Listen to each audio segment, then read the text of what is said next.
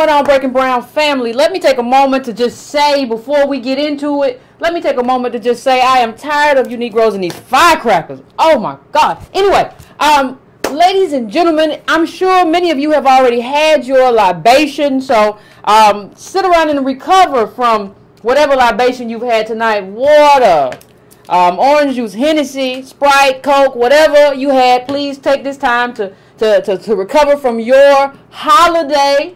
Happy 4th of July. To those of you who were off work, to those of you who were not too stressed to enjoy the day, for those of you who had got the opportunity to enjoy it with family, all that, happy 4th. And remember that citizenship is important. And remember, you have to keep that in mind as we go forward. You have to keep in mind that citizenship matters. Whether or not you like the country, whether or not you like how we've been treated in this country, we have to keep that in mind.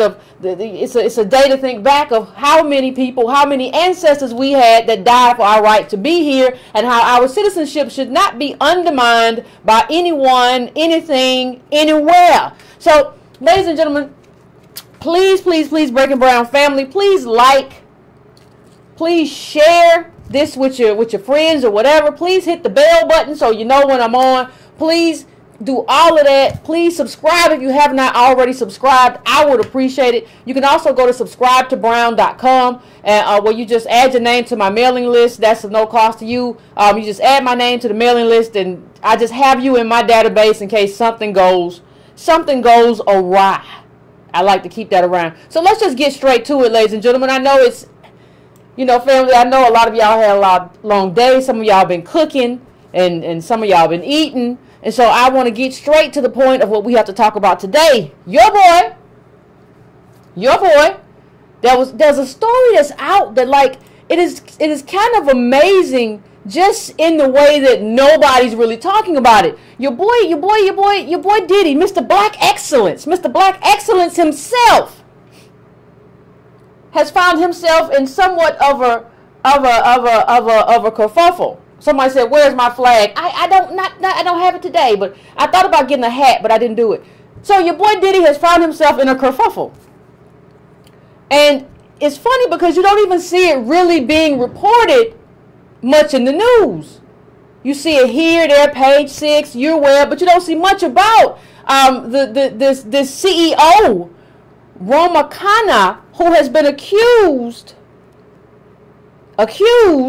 of allegedly of behaving in ways that are racist. And she's an Indian American. I think she went to the University of Toronto, and all of that good stuff. And so I think this is an opportunity for us to kind of define. We need to define what Black excellence is, because you see Diddy all over his Instagram. He was always talking about Black excellence and Black love and Black this and Black that. And he makes himself out to be the representation of that. The representation of Black excellence. The representation of Black love. The representation of Black business. So when you see an accusation like this, it's only natural. It's only natural that we would want to ask questions. Well, what does it really mean to have a Black business? What is it, you know, because when you hear Black people and Black business and Black do-for-selfers talk about they puff their chests out and, yeah, and I'm CEO and I got on the CEO t-shirt and I run stuff. And so I just want to, let's just investigate that. Let's interrogate that for just a second. So let's go to the very specific allegations. So here is I'm gonna put this down on the bottom right here. But this is a specific allegation. A woman sent a letter, and the woman alleges. She alleges that this Indian American CEO said to Meek Mill about prison reform.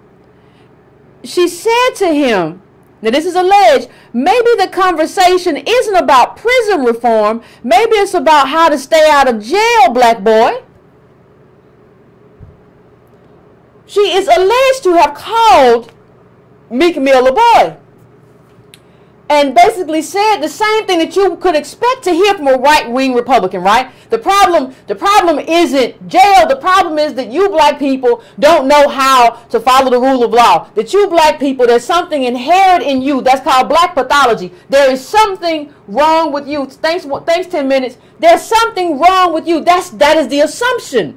And so we walk around thinking that assumption is only held by, like racist white people, right? Like brown people, we're all in it together. And so if this allegation is true, what it means is that this stereotype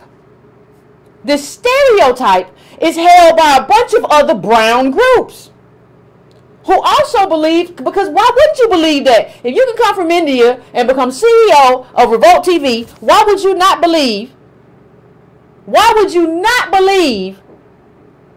that anything is possible in America? Why would you not adopt a Republican or right-wing ideology? It would not make it. So it makes sense. But here's it.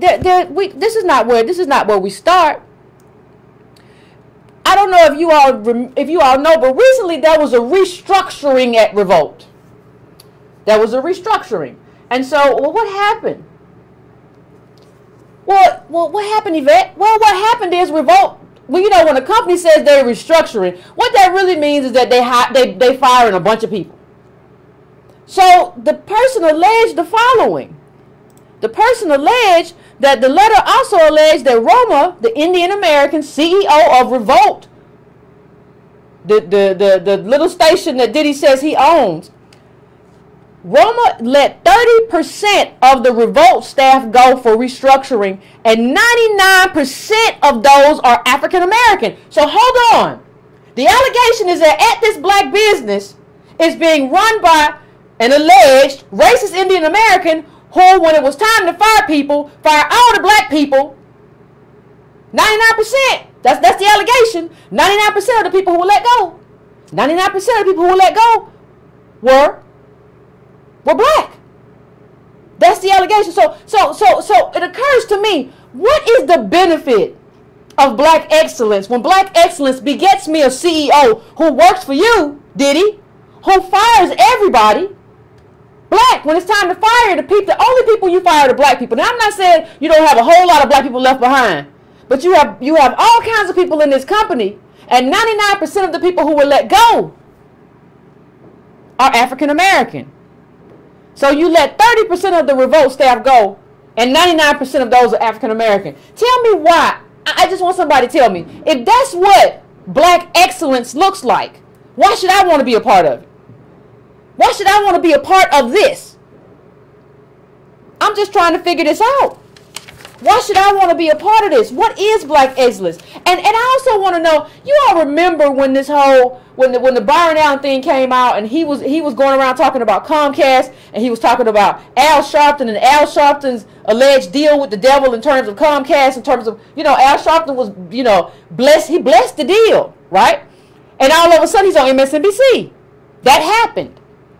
So when he said that, something else that he said kind of like pricked my ears. He said, there are a lot of black people going around here masquerading for white capital, basically. So the people who really put the money up, and the people who really are doing the business, a lot of times you have that Jay-Z situation. The people who are really the owners are white people, but they need a black face because they want to be in this urban market, and they know how hopped up we get just to be able to say, well, I'm supporting black business, without even defining what black business is supposed to mean, what they're supposed to be contributing back to their community, how they're supposed to be helping, how they're supposed to be hiring, how they're supposed to be lifting, basically how they're not supposed to be capitalists. And that's something that actually used to happen. I've told a story before about the black millionaire who bonded Martin Luther King Jr. out of jail. So I say all that to say, we really have to face up to something. Because what this looks like to me is that all of you do this black excellence thing all the time, right? You do all this when it's time for you to sell some stuff. It's all about black excellence. And it's all about me and my people. And it's all about us. We out here together. But when it really comes down to it, what I see a lot of the time is that that's not what's happening behind closed doors. And we've all seen that here too. We've all had this conversation. So this is, why am I so you go from black business all over your Instagram. But when you get here at the job, now the person who heads up your company is an Indian American, and it's all about diversity. The whole conversation is about diversity. I'm gonna get to that. I'm gonna show you his statement. This is Diddy's statement. Let me bring it up for you, because I'm not just gonna try to sit here and make something up. Why are you waiting on that? Here you go. It's just such foolishness. Let me make it smaller for you so you can. He said his blackness is magical. Blackness is magical until you need a CEO. Then black ain't so magical no more. Then all of a sudden black become real regular. It sure is interesting how this whole thing goes down. So here's his statement. Diddy told TMZ, the story is inaccurate. Now hold on, ladies and gentlemen. Hold on. We got to learn to read the tea leaves. Before I go on, please understand that inaccurate is not the same thing as saying it is untrue. He didn't say that this story is untrue. He didn't say that this story is a lie. He didn't say that this story is fabricated. He said this story is inaccurate. That's very telling in and of itself. But let's continue, shall we? We are a black-owned and operated network. Okay. I'm going to take it down one more time, because I'm going to just go through the whole thing. We are a black-owned and operated network. Please understand that when anybody says we're black-owned and operated, that's just about the person who's at the top. That's about Diddy. That's about one person. So you just, in that comment, you just told us something that we already know. We know you're the face of the network, and we will never have any of the paperwork behind the scenes to know whether or not that's altogether true. And you know that. But we already know who you are. Okay. So that doesn't say anything. That's a throwaway line. He's just giving you a throwaway line. But let's go on. Let's continue.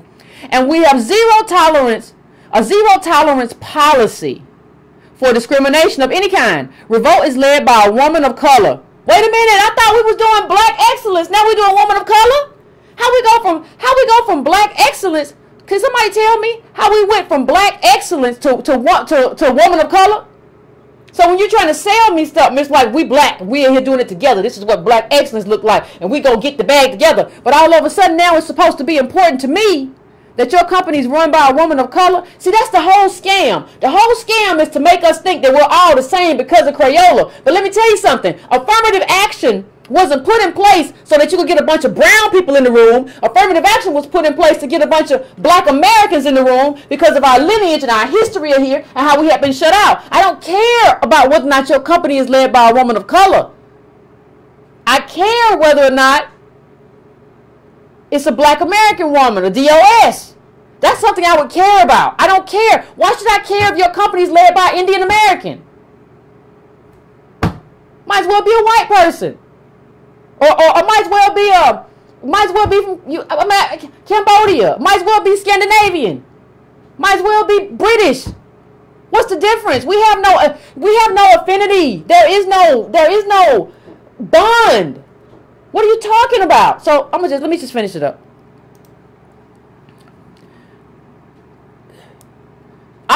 He said, all of my companies. After an extensive review led by outside counsel, there were no findings of deliberate misconduct. That doesn't mean there was no misconduct, no deliberate misconduct. This statement is shady as a bug. Regarding the recent restructure, Revolt's diversity remains unchanged. We are 67% ethnically diverse. What does that mean, black people? 67% ethnically diverse. That means you got the Benetton Rainbow Coalition working there. That don't mean nothing. And you can make that case about just about anybody. We are ethnically diverse. So we went again from black excellence to we are ethnically diverse, with more than 60% of the senior leadership being women. He don't say what kind of women. He just say women. He don't say white women. He don't say Indian women. He just say women. That's all he say. Okay? Now you see, there was an article at the Huffington Post, and let me just take this down, and let me just show you how everything is different. It says, let me just read this to you. Young India is conservative. Young India is conservative. Opposed to homosexuality, likes to marry within their caste, wants a government job.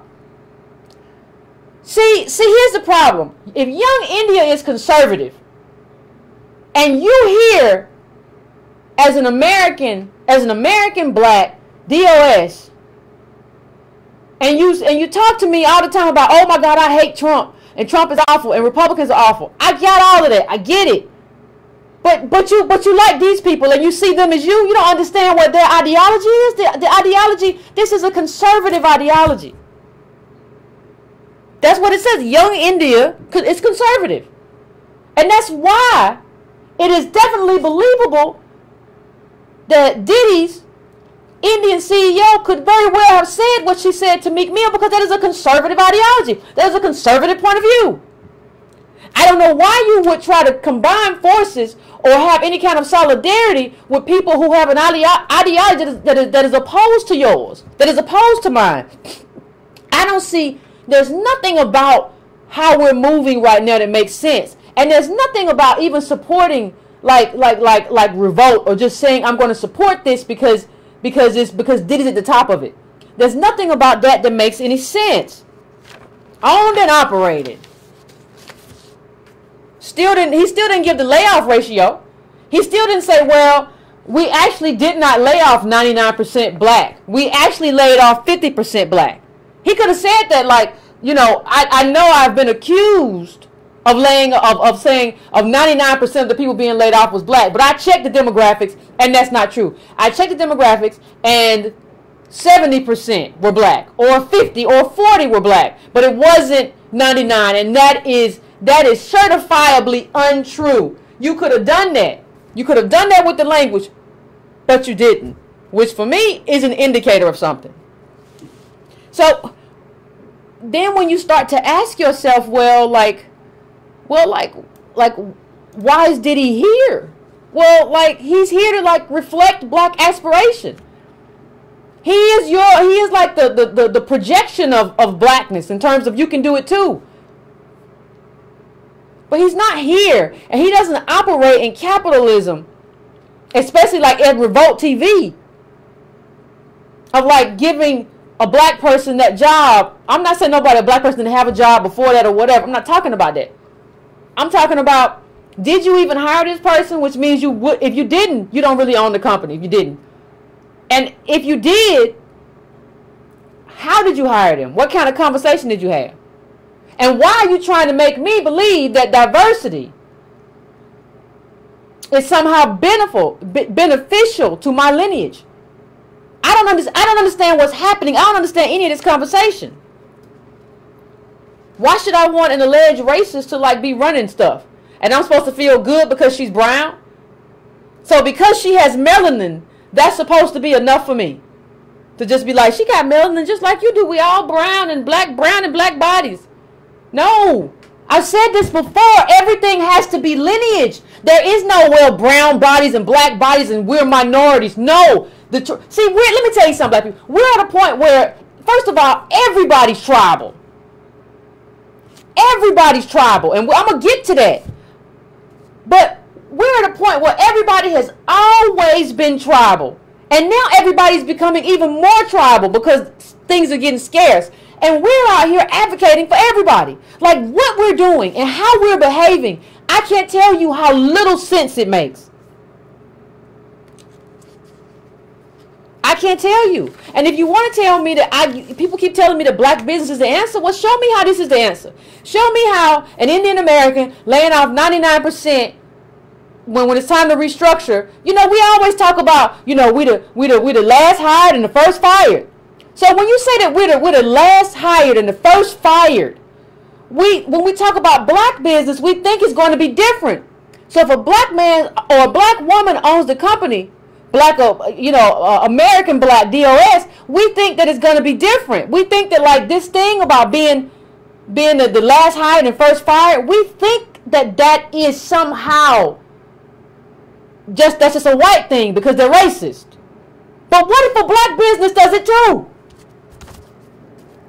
Why should I support you if you do it too? Come on. Y'all know we got Bobby Jindal, conservative, Republican, Louisiana. You got Nikki Haley, was governor, now at the UN, staunch conservative. What makes you think you have anything in common with these people? Just because they're brown. You can't, this is not something where you have investigated and say, I have something in common with this person. Because no, they're just throwing us together because we're minorities. And it's a scam. And I'm going to show you how I got to go into it. Because what they do is that they come over here and just benefit off the fact that that's why you see. Like, let's get into it. Let's just really get into it. They come in and they benefit off of us all being a minority. These are Indians. These are Indians who come to America for college most of the time. And they stay and they get jobs. H-1B, whatever.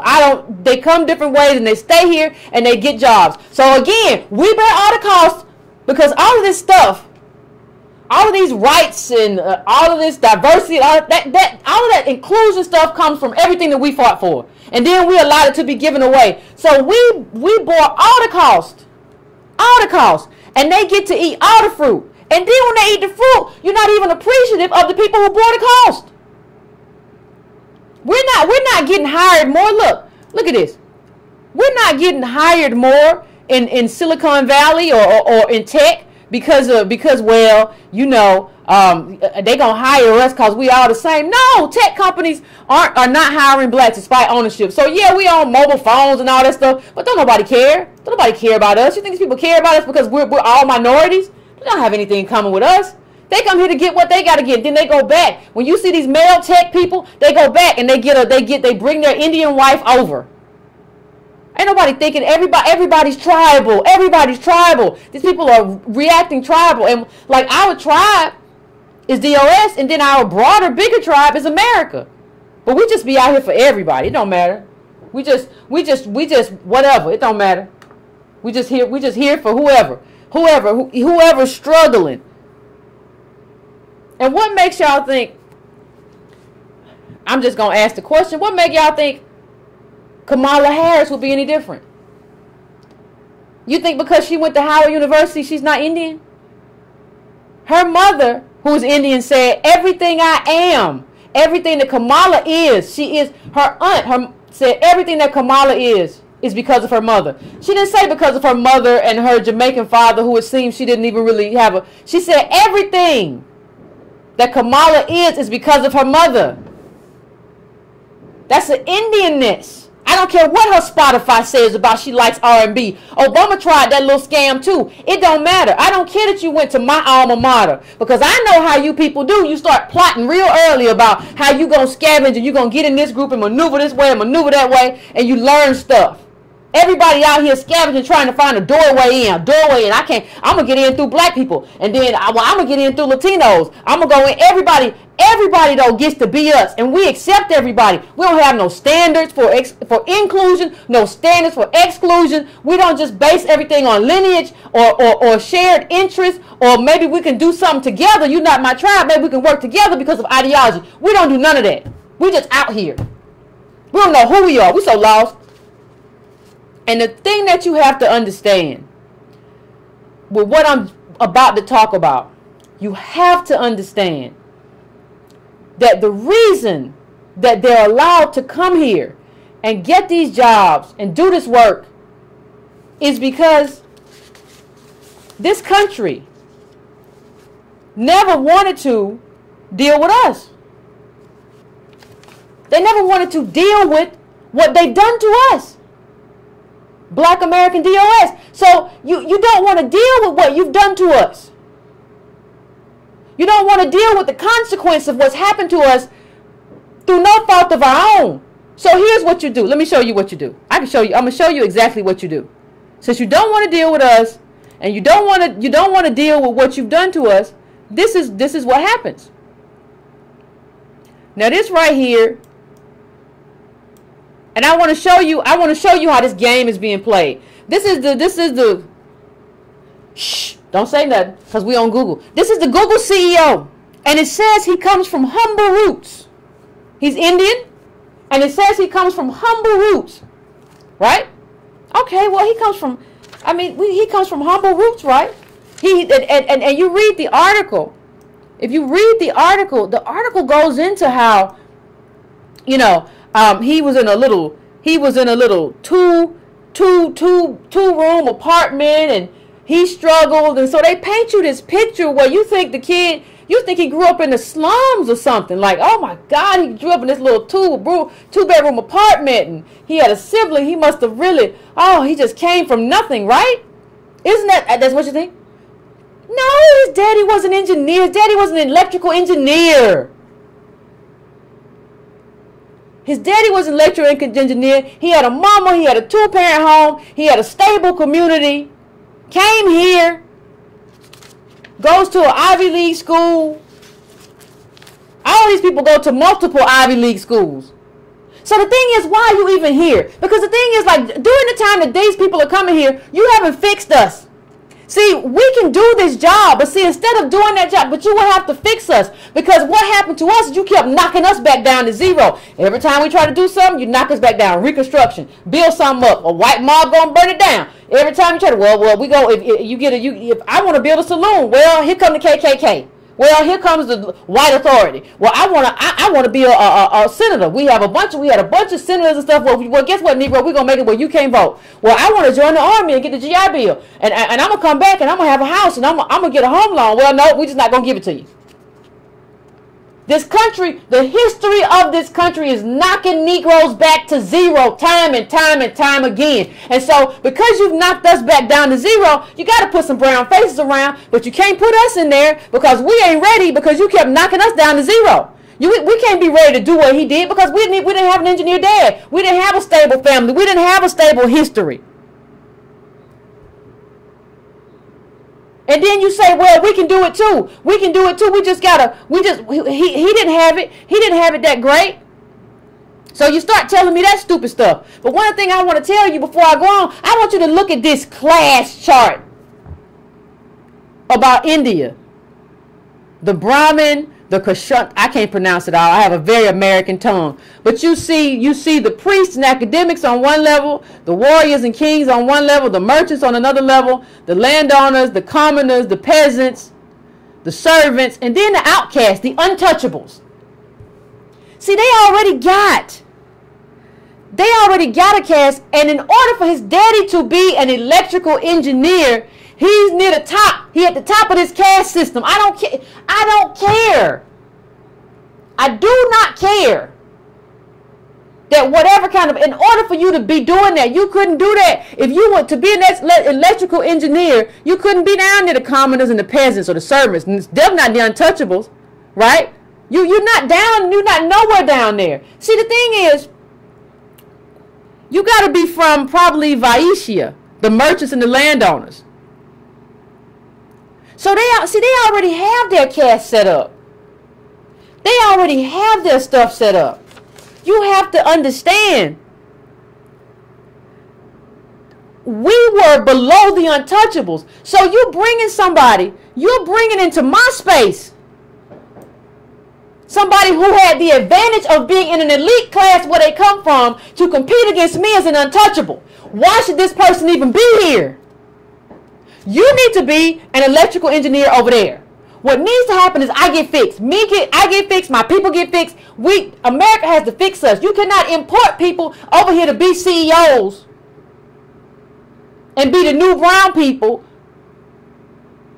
when you haven't fixed your own untouchables. And I'm going to tell you something else, ladies and gentlemen. I'm kind of tired of these CEOs. You see a lot of these CEOs saying, well, we support the migrants at the border and Trump is wrong and blah, blah, blah, blah, blah, blah. Listen, if you want to do something, then I need you to go back to India and deal with your own untouchables. You haven't been here long enough to tell me how to feel. Anybody in this country, if you came here, not all citizens are the same. No. If you came here at college, you have not been here long enough to tell me or define my morality. I am the untouchable, below the untouchable in this country. In this country, my group is the untouchable. You don't come here from an elite group in India and tell me how to feel about somebody at the border. You ain't been here long enough, and you skipped my whole line. So we've been fighting to be citizens. You get to come here and be CEO. And it's not just, you see, what you have to understand is this, it's not just like it's Microsoft too, right? And so you ask yourself, when you look at Microsoft and you see one of the things I saw when I look at the Microsoft CEO that was very interesting. When I look at the Microsoft engineer, one of the things I saw is that he said he came here. They said he came, this was a 2015 article. And it said he came like 22 years ago. So the question that plays in my mind is like, I always just ask time. I think about time. So I say, what was going on? What was going on in America during that period for us? So you were able to come here 22 years ago and join. You know, you came before that, got all of this wonderful education in America, which you probably, you know, not ticked off some affirmative action that we didn't get. So, okay, so I have to ask myself, what was going on with us while he was building up to become head of Microsoft? What was going on with my people? He came in 92, 94, the crime bill, we were getting knocked back down to zero. We were getting knocked back down to zero. See, the thing is, we were getting knocked back down to zero. And when you ask yourself why these people don't have any compassion for what we go through as American Black DOS, you have to go back to this chart.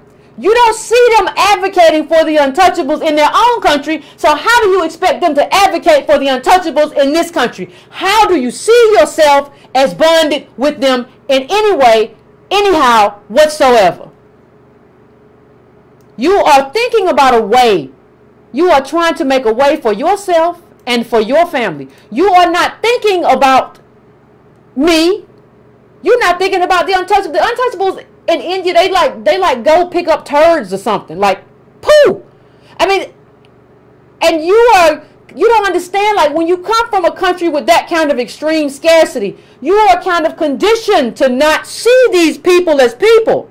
So how am I supposed to have any kind of expectation that you're going to see my people? Because them your people over there in India, they the untouchables, and you didn't have no problem getting out of there, coming over here, getting you a job, and moving all the way up in a country that's not your own.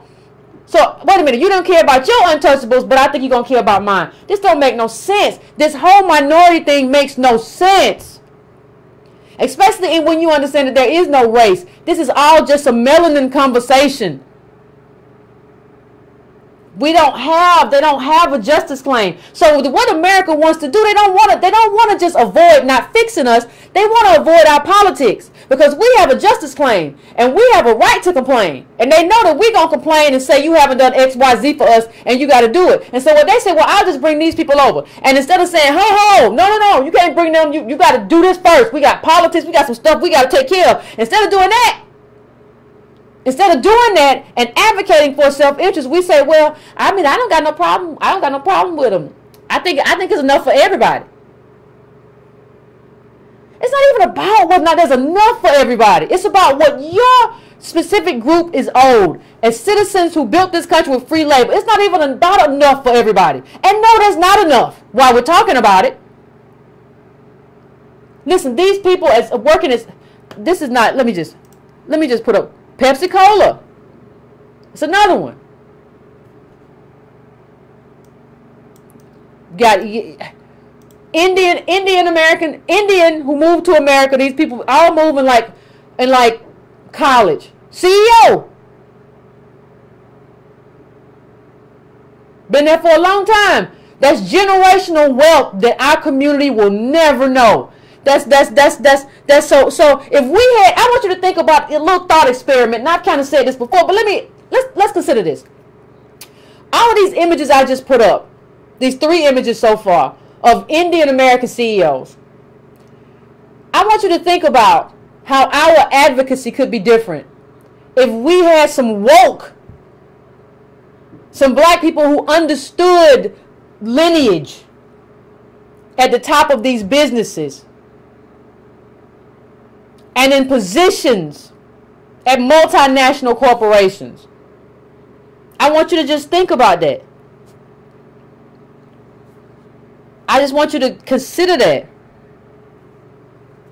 They aren't running like, these people aren't running like it's not even like these people are running like, you know, when we talk about Honduras and the violence there, or we talk about the Congo and civil war and stuff like that. They aren't running from anything like that. They're not running from anything. They're running towards advantage. And nothing to stop them. We don't even try to stop them. I feel better if just like we tried. If we tried to be like, hey, it ain't nothing personal, but this should have happened a long time ago. We should have drawn boundaries a long time ago. Everybody else draws boundaries. Ain't nobody checking. Everybody else draws boundaries. And so you have these people with these lives that are built on like the head of Adobe, the same thing. And so you have people whose lives are built on a caste system that excludes. Like I said again, a lot of these, you have people who are, their whole lives are built on exclusion. Like on a caste, they already have an advantage of the caste system when they get here. It's just like being white and attaching yourself to generational wealth in this country, and you go somewhere else, and as a white person, you travel with that generational wealth and everything that goes with you. That's who these people are. And somehow when they come here, we just kind of attach to it and see some kind of a degree of sameness that just doesn't exist, and everybody else knows it doesn't exist. See, the thing is, we're the only people who we see some kind of connection, some kind of familial thing just by visual. We look at visual cues. Is he brown? Is she brown? Well, we all the same then. We the same. And since we don't do lineage, somebody will tell me, well, Yvette, they browner than you. What that mean? And everybody, because we're so visual, and because we view connection through like this visual lens, it's so easy for everybody to just take advantage of us. Because Negroes just visual. Like, I just show up and be like, I look brown and I'll be like, girl, and that's enough. We sisters for life. It just don't make sense. Like, and when you look at him, you look at this head of Adobe. Now I want you to think about your family. I want you to think about, I want you to think about peonage. I want you to think about slavery. I want you to think about, like I said, slavery by another name. I want you to think about racism. I want you to think about redlining. I want you to think about FHA loans that we didn't get. I want you to think about all of the failure being put in our community from waste systems, right? These facilities that burp out toxic gases, all the liquor stores. Now you think this man came from, his mother taught American literature, and his father owned a plastic factory. Why in the world would we ever let this kind of immigration happen where we have to compete against that, knowing that we can't compete against that because of what has been done to us? Our families have been broken again and again and again and again and again. You can trace a line all the way. You can trace a line all the way from slavery to mass incarceration. So this person is coming from the advantage of a caste system and the advantage of a stable middle class to upper middle class family, and we have allowed them to bring these people in, and we compete against them on the basis of they brown just like us. You cannot tell me that is not the stupidest thing that you have ever heard. I don't know how. And that again, he came and started with Adobe in 1998, I think. I just don't know. How can someone from an oppressive caste system be in control of Meek Mill doing a documentary about prison? So Meek Mill wants to do a documentary about prison and justice, and the person who's determining whether or not he can get to do it is a person who comes from a caste system where they were on top. And tell me what a disservice it is for your boy Diddy to allegedly have allowed that to happen, if he really is in control of this business. So wait a minute. This Caste person doesn't, this person, Meek Mill doesn't get to tell a story about mass incarceration because she's the CEO of this black excellence company. How? None of this makes any sense.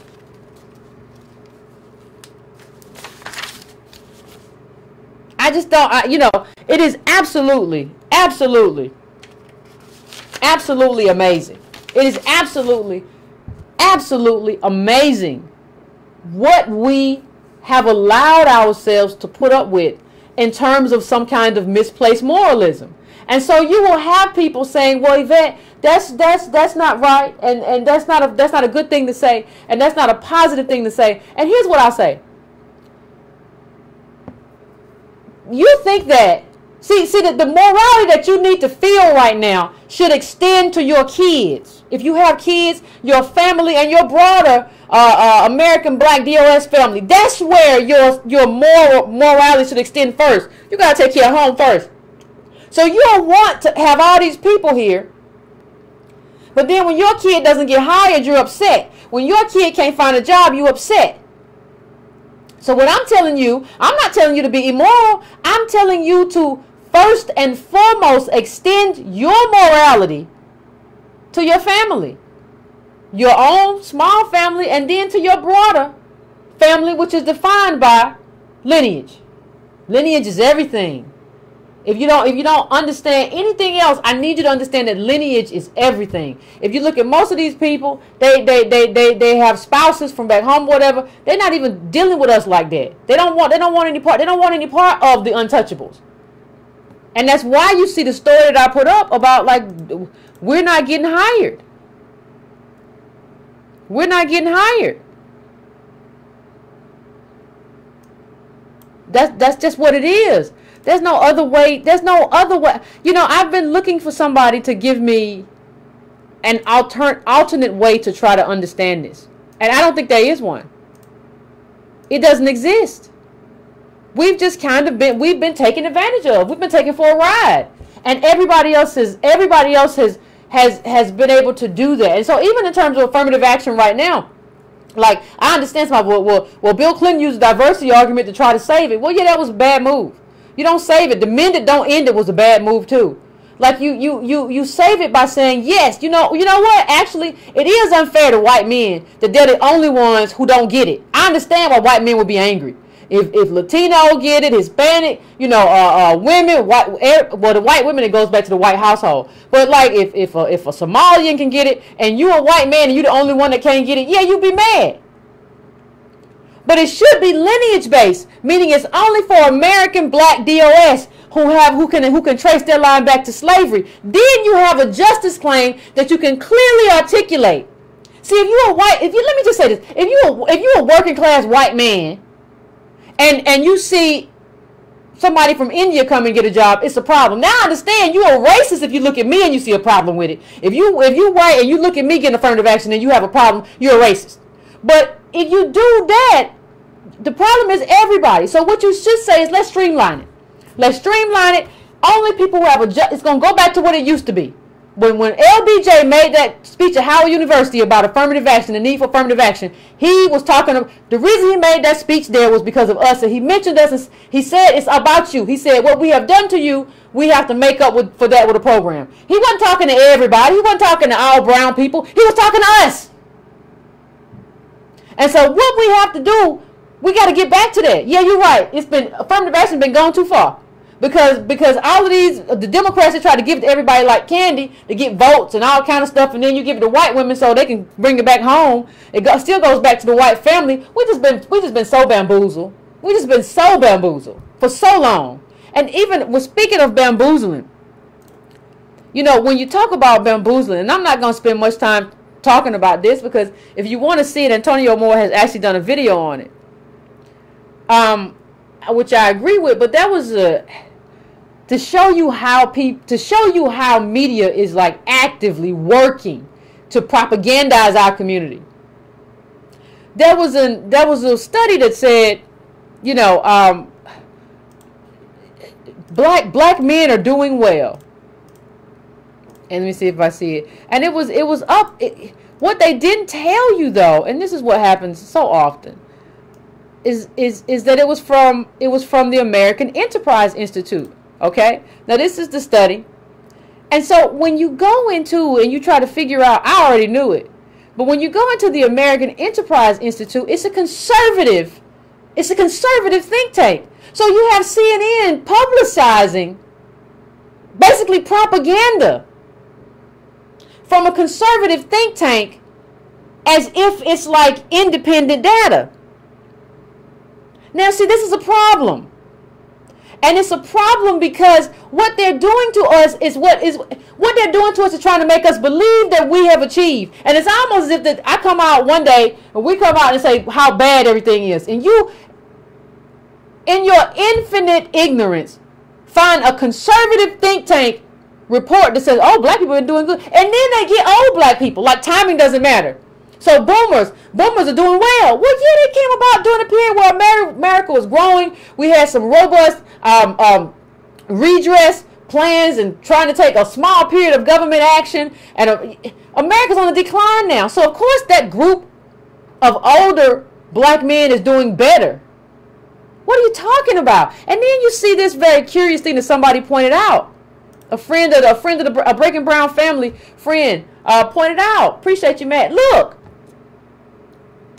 This is the same. You see this thing, this black man in this uniform. What they're really doing is promoting the military. Like even the report mentions like the military. And this is not the first time.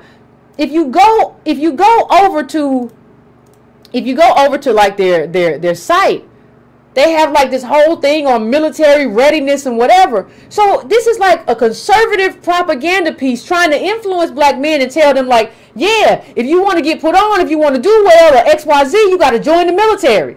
The military is the road to wealth. And they got that stuff, wealth and income. They don't understand what they're doing. But this is just propaganda. And they use like, in order to define what is like doing well, they use the poverty line. The poverty line is artificially low. The poverty line is like what, 29 for like 4 people or something like that, 29K or something around there. Like it's insane. It is insane. This is garbage. And CNN should apologize for publishing this propaganda from this conservative think tank. You didn't get a group of independent professors or whatever. Y'all just wanted to put something up on your site, or it was something more nefarious than that. But y'all owe everybody an apology, because there are people who will just read the headline, who will not read the story, or we don't really have a media no more, and you know that, and people won't do their due diligence. You all need to fix this. This is horrible. This is horrible. So I'm going to take a quick break, and we'll go to the phones for a while. And I really want to hear what everybody has to say about this whole Diddy thing, because the funniest thing is it hit right now. Like it hit right around 4th of July. People aren't paying attention to the news, and like nobody's covering it. Nobody's covering like these allegations. But these are huge allegations. You're supposed to be black business and black excellence. So when we get back from the break, I hook up the phones and we'll talk about it.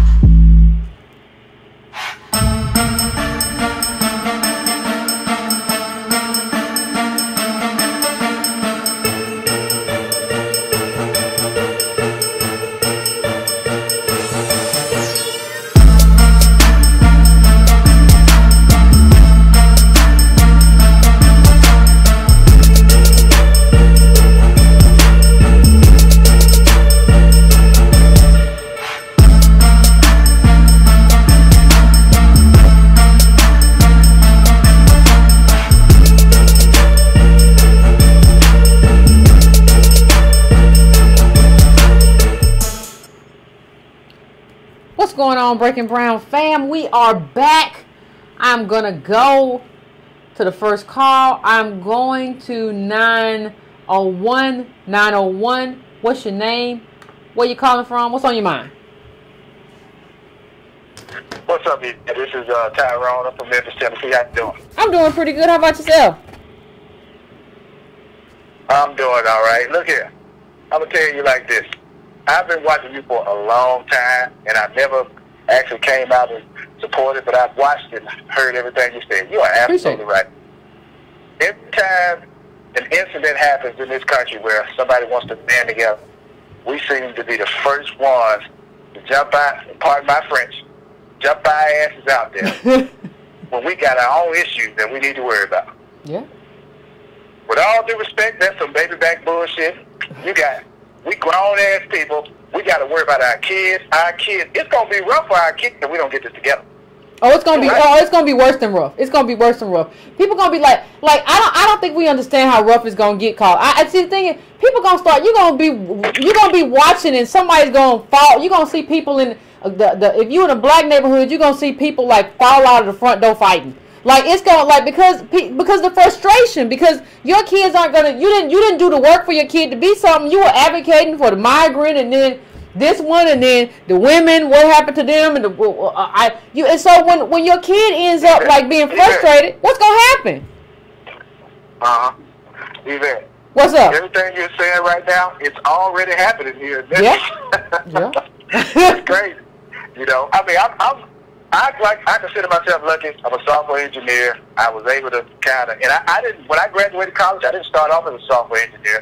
I had to start at the ground floor at the company I work for now. Even with the degree, I had to start at the ground floor. Had people that got degrees in like, I don't know, vascular, weed, and physical education. They jumped right up to the top, but they didn't look like me. They were different colors. I won't say anything else. You pretty much know where I'm going. You know what it is. And what we don't realize is, I mean, I think some of us realize it, but I think they scared to come out and say something.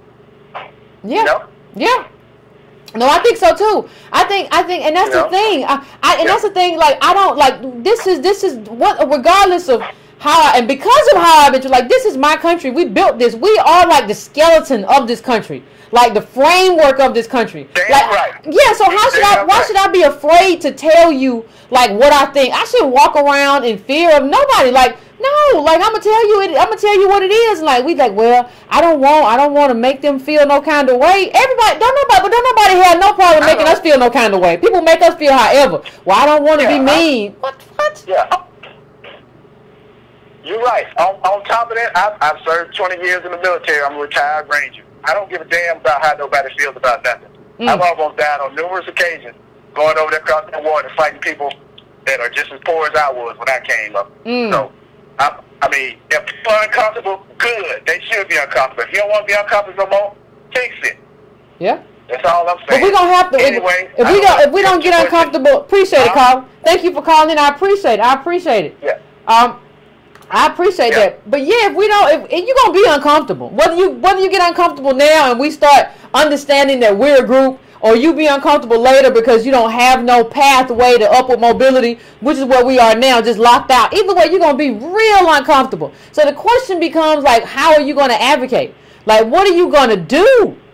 What are we going to do? Like, really and truthfully, this is something that should have happened decades ago.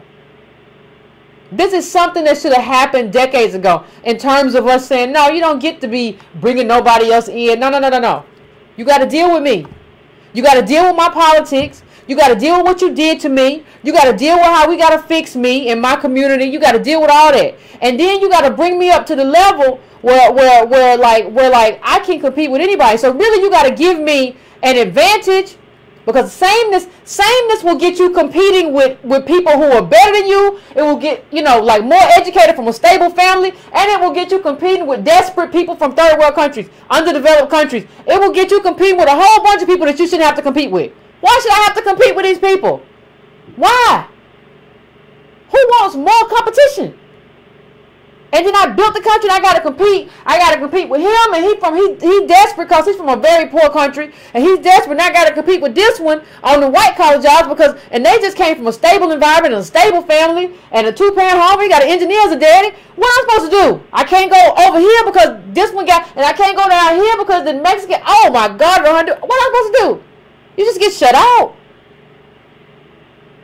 So I'm going to the next call. I'm going to 347.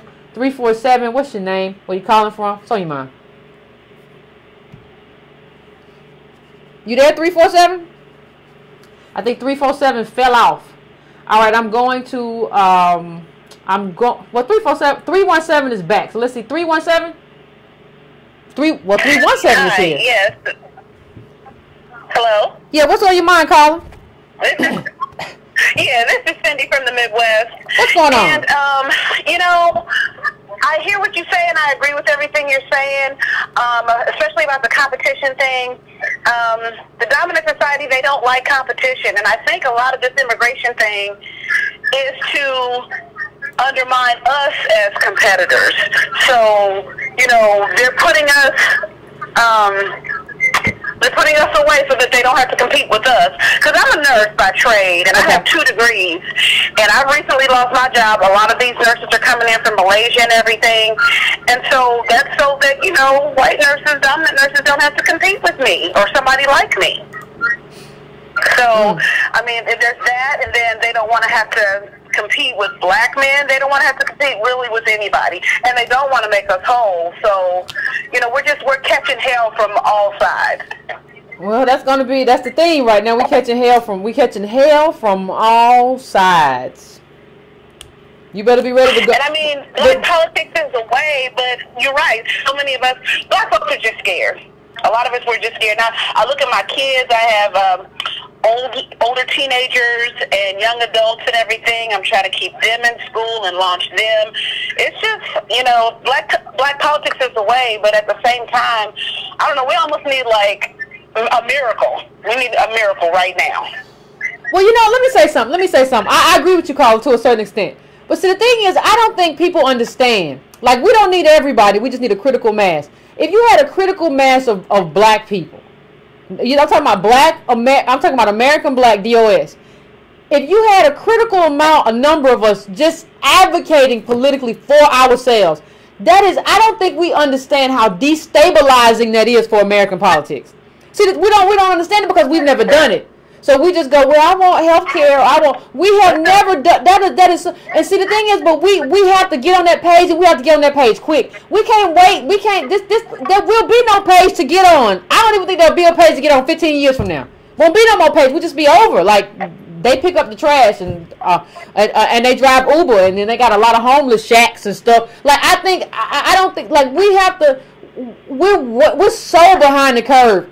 I think we can do it. But I think it has to happen quick. Like, we don't understand that this thing is moving, and it's moving fast. Yeah, I believe that you're right. And I believe just like those statues started to come down and people weren't believing that they could come down and they started to come down, I believe that you're right. But I need to see it sooner rather than later. Thank you. No problem. Thank you, too. I support Tone Talk. I appreciate it. Donations from me because I see how critically important this is. Thank you. I appreciate you. Yeah, I think. See, the thing is, it can happen, but this is we have a window, and it's a small window where we still have things available. We have an opportunity, and you have to take opportunities when you find opportunities. People say, "Well, Yvette, Trump's just offered no, man, stop it." Like this, the immigration thing is an opportunity, and you have to take that opportunity. And see, we pass up every opportunity. And so we don't understand that we have a window. Like, this is a window. We don't understand that when you live through a certain period. You live within a certain time. You live within a certain frame. And somehow we just don't seem to understand the space in which we live and what's required of us during this period. There's something that is required of us. And we're abdicating our responsibility by advocating for everybody else. Especially when we're on the bottom. It's not like we're some elite group and we're a small group in America, but we're really kind of wealthy. And so we can afford to just advocate and just do philanthropy. We can't. We're on the bottom, and America eats off our failure. So, which means that America is incentivized by keeping us on the bottom. That's what we are.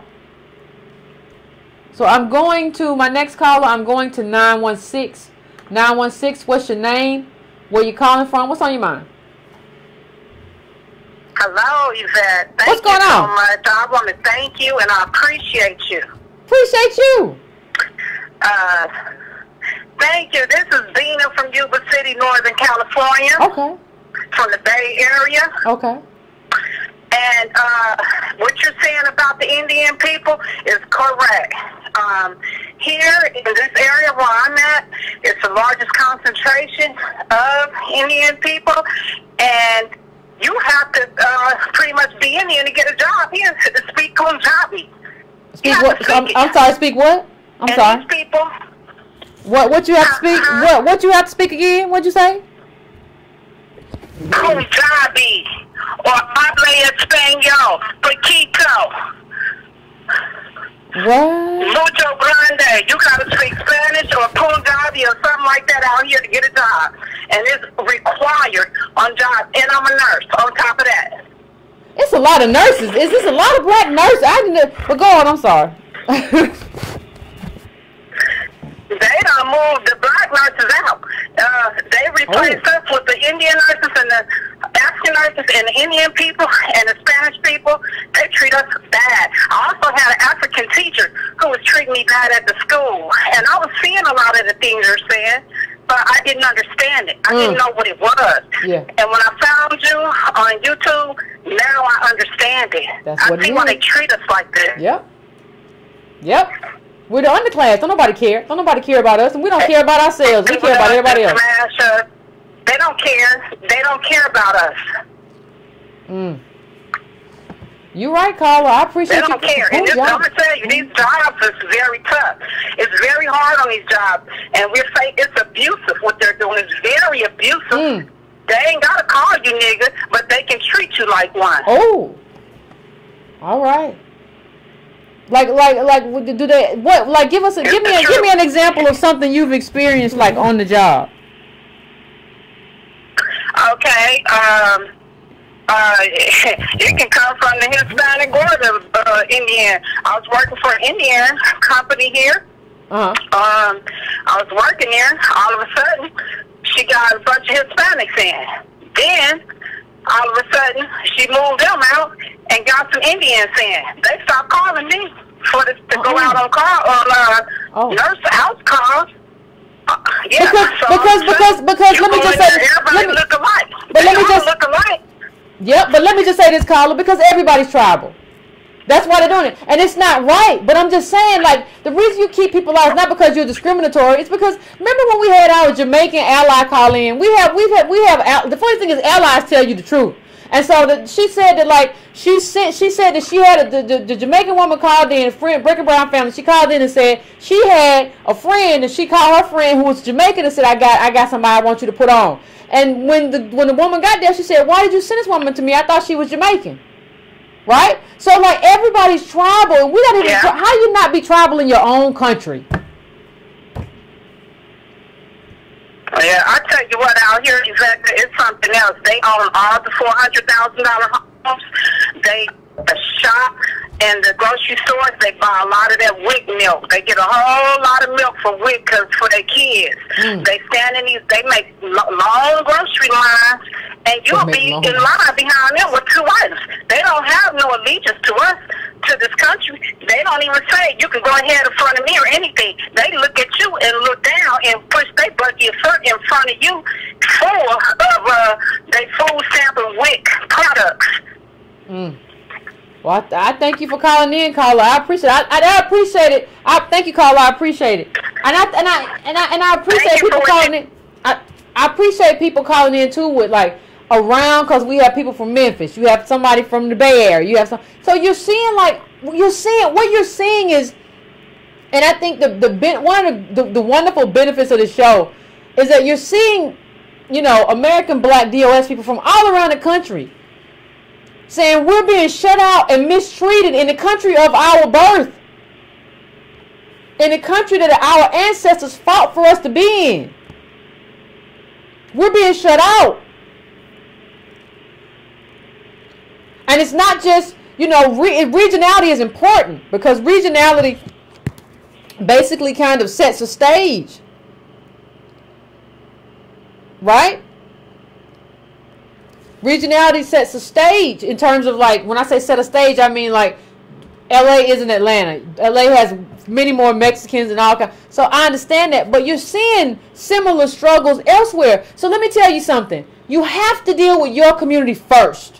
You can't deal with the immigrant community or immigrant advocacy until you have dealt with your community first. You're going to have to deal with the advocates in your community for this open borders, this sort of open borders support.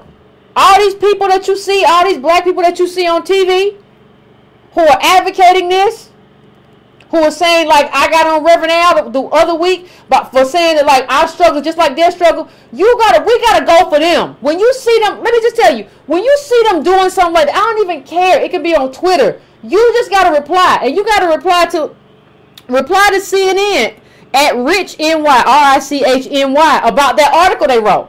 Like, we just gotta start hitting people. That's what we have to do. It doesn't even matter. People pay attention to that. People pay attention when we say, hey, no. We saw an article in BuzzFeed. There was an article in BuzzFeed recently where, like, Trump thought that black people would be on board with his immigration plan, but they're not. And he used the writer used Candace Owens and Al Sharpton as like a barometer for Black America. I didn't see any real polling in there. I didn't see any real data in there in terms of how you would define how we feel. Nobody called me and said nobody called me and said, you know what, Yvette, you get 20 to 30,000 people who watch your YouTube show Monday and Wednesday, and you do a lot about immigration, and you do it in a way that's not anchored in xenophobia. You anchor it in data and and collective self-interest in terms of American Black DOS. What do you think? Like, nobody,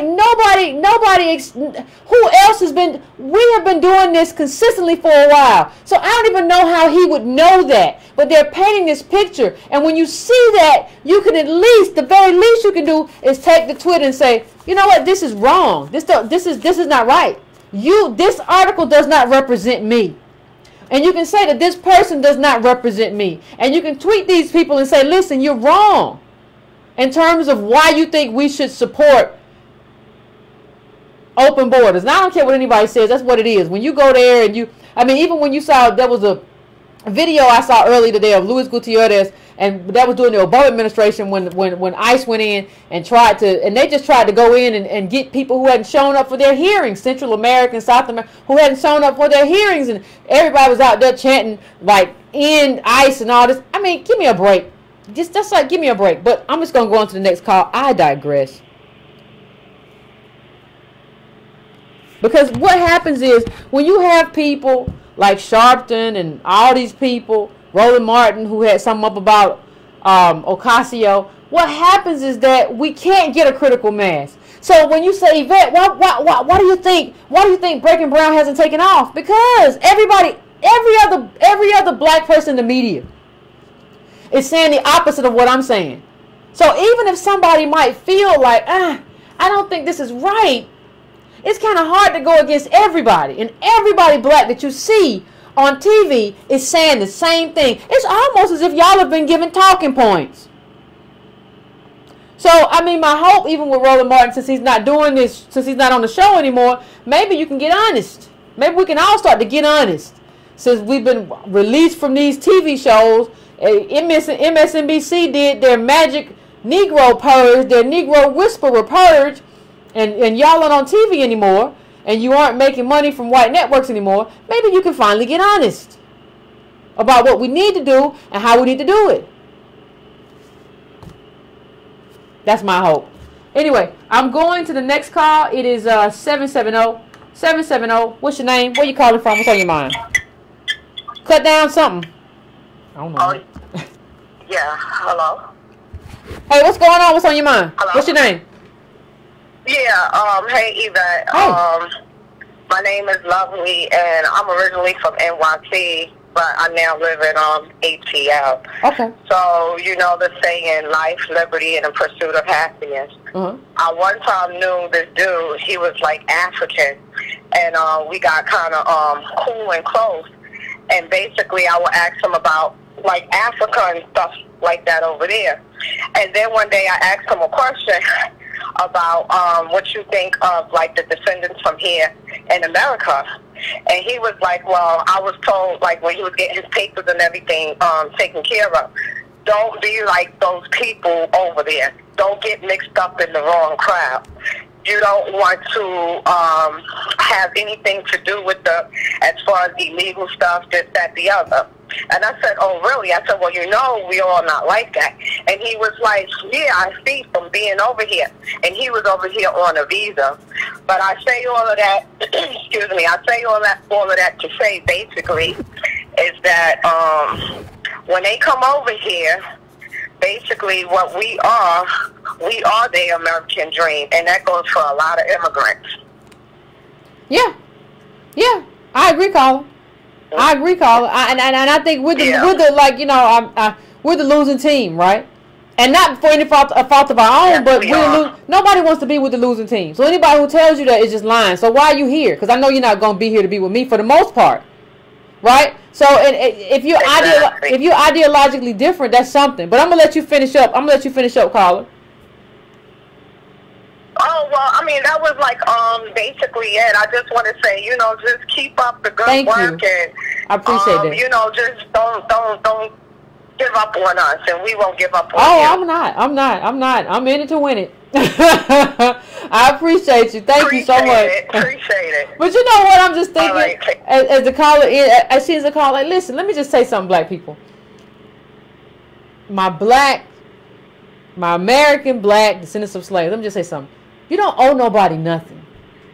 You don't owe somebody who immigrated here an explanation of who your people are and what your people did.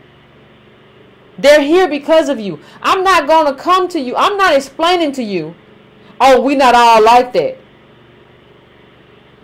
I can tell you, you don't know enough to talk to me, and I can walk away from you in mid-sentence. I don't owe you a conversation. I don't owe you nothing. So this whole thing where these people seem to be, well, y'all do this and y'all do that. You ain't been here long enough to know anything about America, much less my history in America. So don't talk to me. Like, we can just not talk. I don't have to explain. Like, see, the thing is, we kind of let people come here and they tell us this story about them lives and I was a king in my country. Well, why are you here? And but since we haven't traveled, we don't know. Like, a lot of us don't really know what that really looks like and why you're here and why you ran away, right? So we just engage. No, we're not like that, and we're out to prove ourselves because America got us so messed up. No, I'm American. I'm American. I said this before on the show, and I said it jokingly, but I'm real. Like, you need to treat me like an old white lady with a cat. Just see me rubbing my cat and looking. I don't want to talk. No, I'm not. No, you wouldn't run up to her and start talking to her about, well, what about, well, how long have you been an old white lady with a cat? And do you live in the, you wouldn't run up to her. You think you can run to me and just start talking crazy? No, you don't know enough to talk to me. And don't talk to me no more. Don't talk to me no more. At a certain point, it's harassment. Don't harass me. Please don't harass me. You don't know enough, and I'm not engaging. Like, you can do that. Like, you can just hit them like real confrontational. Boom, and walk away. You don't owe nobody nothing. They here because of you. I'm not going to explain to you how we know. I'm not explaining you anything. Like, I don't owe you that. You in my country. You in my country, and I got to explain to you who I am? What? You're in my country. You're in my country. No, it's my country more than it's anybody's country, given the history of slavery in this country and what slavery built. So it's my country more than anybody's country, really. And I own it. But it's my country, and you're going to come here and make me explain myself and my country. You better leave me alone. So I'm going to my next caller. I'm going to 516. 516, what's your name? Where you calling from? What's on your mind? Hi, Yvette. This is Jeanette Morris. I'm calling from New York. How are you? I'm doing pretty good. How about you? I'm doing great. But I just want to tell you that this company that I work for one of the biggest banks in the world, right? And when I first went there, I was shocked because it's nothing. I'm the only Black American there. Everyone else is Chinese, Indian, and all the other Black people are from somewhere else. But I'm the only one. And it's just like, they're so... my boss is Indian, first of all. Okay. Second of all, for some reason, she liked me and became my friend because we worked late hours. And so we would go home, and my family picked me up at night.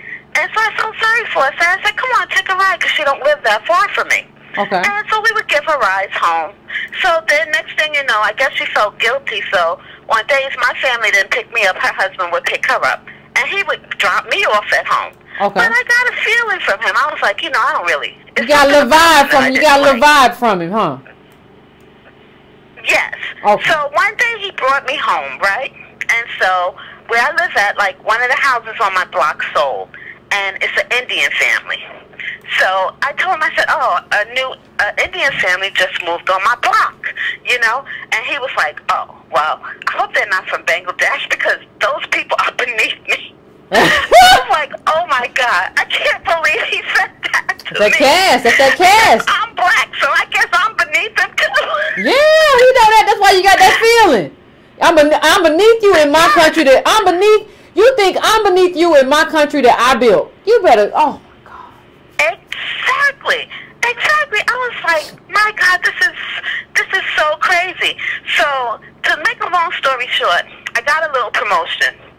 And this other Indian guy that I'm working with, I'm taking his job. And he's moving to another position that he hates, right? Because they started sending him to this other place, like maybe about 3 months ago. And this man, he would come in and he would never speak to me. He'd speak to the Indian people, he'd speak to the Chinese people, but he never spoke to me. Now, all of a sudden, yesterday, when he had to train me, he got physically sick, Yvette. And I knew it was because he had to train me. So I was just cracking up inside, because he thinks I'm beneath him. I already know it. I could just feel it. And I'm a Black woman, too? No. He is not feeling that. So I don't even know if he's going to show up at work tomorrow. And I don't really care, because guess what? I'm going to take his job. And that's just simple. Because where I work at, no Black men. All the Black men. Sometimes I say, no Black men. Where are they? They're like, they won't give them any jobs. And let me tell you something, Yvette. I have a Black son. My son is college educated, and he doesn't even work for corporations because he freelances now. And he travels all around the world because he has to do that. Because no company wants to really hire him. Like the big entertainment companies, they will hire him to put on a whole BET show, like the big BET show at Staples Center or whatever. They'll call him to do the whole show. You know what I'm saying? Like all the technical stuff and all that stuff. But they don't want to hire him. So it's like, I say to myself, wow, this is really crazy. And then another thing, Yvette, when I look at my paycheck every 2 weeks, guess what? Medicaid comes out. Do you know my Indian friend? Her mother's on Medicaid, and she's not even an American citizen. How that's possible? Why am I paying for her? She is not even a citizen. She's here on visa. I think she can stay here for 6 months or a certain amount of time, and then she goes back to India. So she comes here and she gets all her medical treatment. Whereas my son is a freelance, and he has to pay $600 a month for medical bills. For it to have health insurance. Yeah, I know. I pay too. And this lady is here getting free Medicaid. How is that possible? Why am I paying for foreigners to have free healthcare system when my children can't even have free healthcare system? This is insane, Yvette. I'm telling you. It's like the way we're living. I didn't think that was legal. I didn't think that was legal.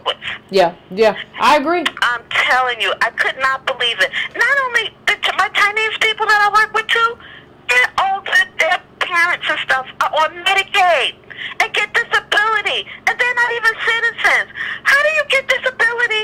that was and possible. you're not even a citizen.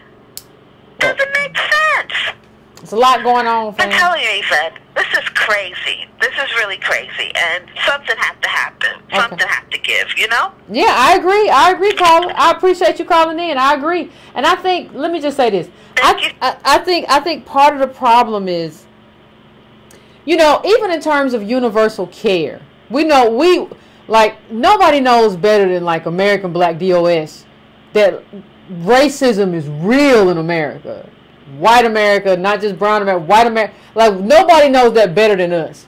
But part of the problem, even with that, is that nobody wants to, we don't have a homogenous society. And we never really figured out black whiteness. Like, white people never really figured out what they were going to do to make us whole, if anything. And so now we're in this weird situation where you're not going to get universal health care if, like, some white woman in Kansas thinks it's going to go to an immigrant. It's just not going to happen. And you know, I understand. I don't understand for me, because we're citizens and we built this country. So homogenous is like, you know, when I say homogenous, like if you go to well, before this immigration and Merkel and all this stuff, but you go to Sweden, you go to Switzerland, you go to Finland, it's just all white people. White people that can trace their line all the way back generations. Right? Same white people. They even look alike. Like, one of them countries is just tall white people. A bunch of tall white people. I can't remember which one. It might be Switzerland. One of them, tall white people. But anyway, it's a homogenous society. America's not homogenous. We don't have one group. Like, we don't have just all white people, all black people. We started out with white people and Africans who have been brought here involuntarily. That was not homogenous. That was two groups. But now you've just gone from two groups to like more groups than I can name. And so you're not going to ever get the things that you want to get in terms of universal health care, Medicare for all and all of that, if you're including everybody, because nobody wants to pay for that. Nobody wants to pay for somebody who just got here from Honduras. You know what it, nobody,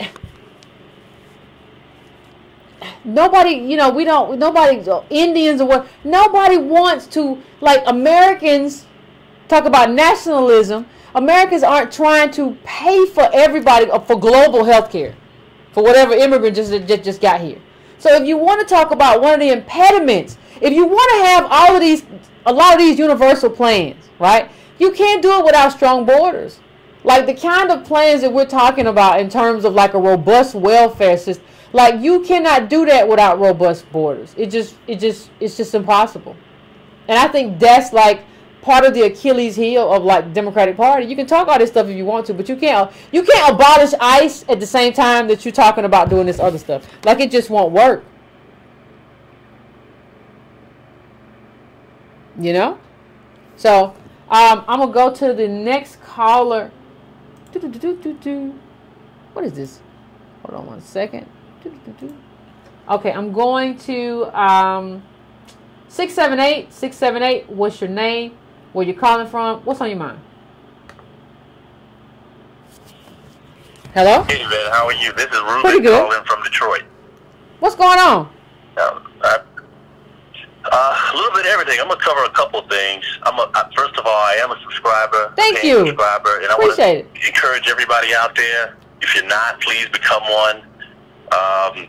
This is a way for us to invest in a black-owned entity. Just me. And invest in our own political education. So if you're not doing that, I'm doing it.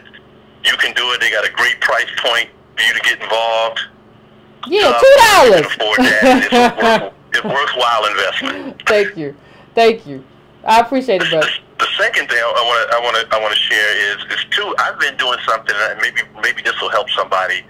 But when I'm in the barbershop getting my hair cut, I share parts of your videos and Antonio's videos while we're in there talking. The TV will come on, something with Trump, and everybody gets all up in arms. And sometimes I just pull out you guys' videos and I'll share a clip with people about something you might have said that might help us what we're talking about. The last conversation we had, I think you were talking a couple of videos back about what are the issues in our community. And when Trump was talking about something, I was like, guys, that's something in our community? Like, I played your video and I was like, is what he talking about what we're dealing with here? Then why are we talking about it? We got other issues here we can talk about. Black men getting hired. Detroit has the highest auto insurance in the country. Like, there's things that we could talk about and rally around, and we're here fussing at the TV about some issue that don't even impact us. So I got that from your video and sharing the video in the barbershop. So, you know, while we sit around getting your hair cut, brothers, this is a chance for you to share some of this good information. I appreciate that.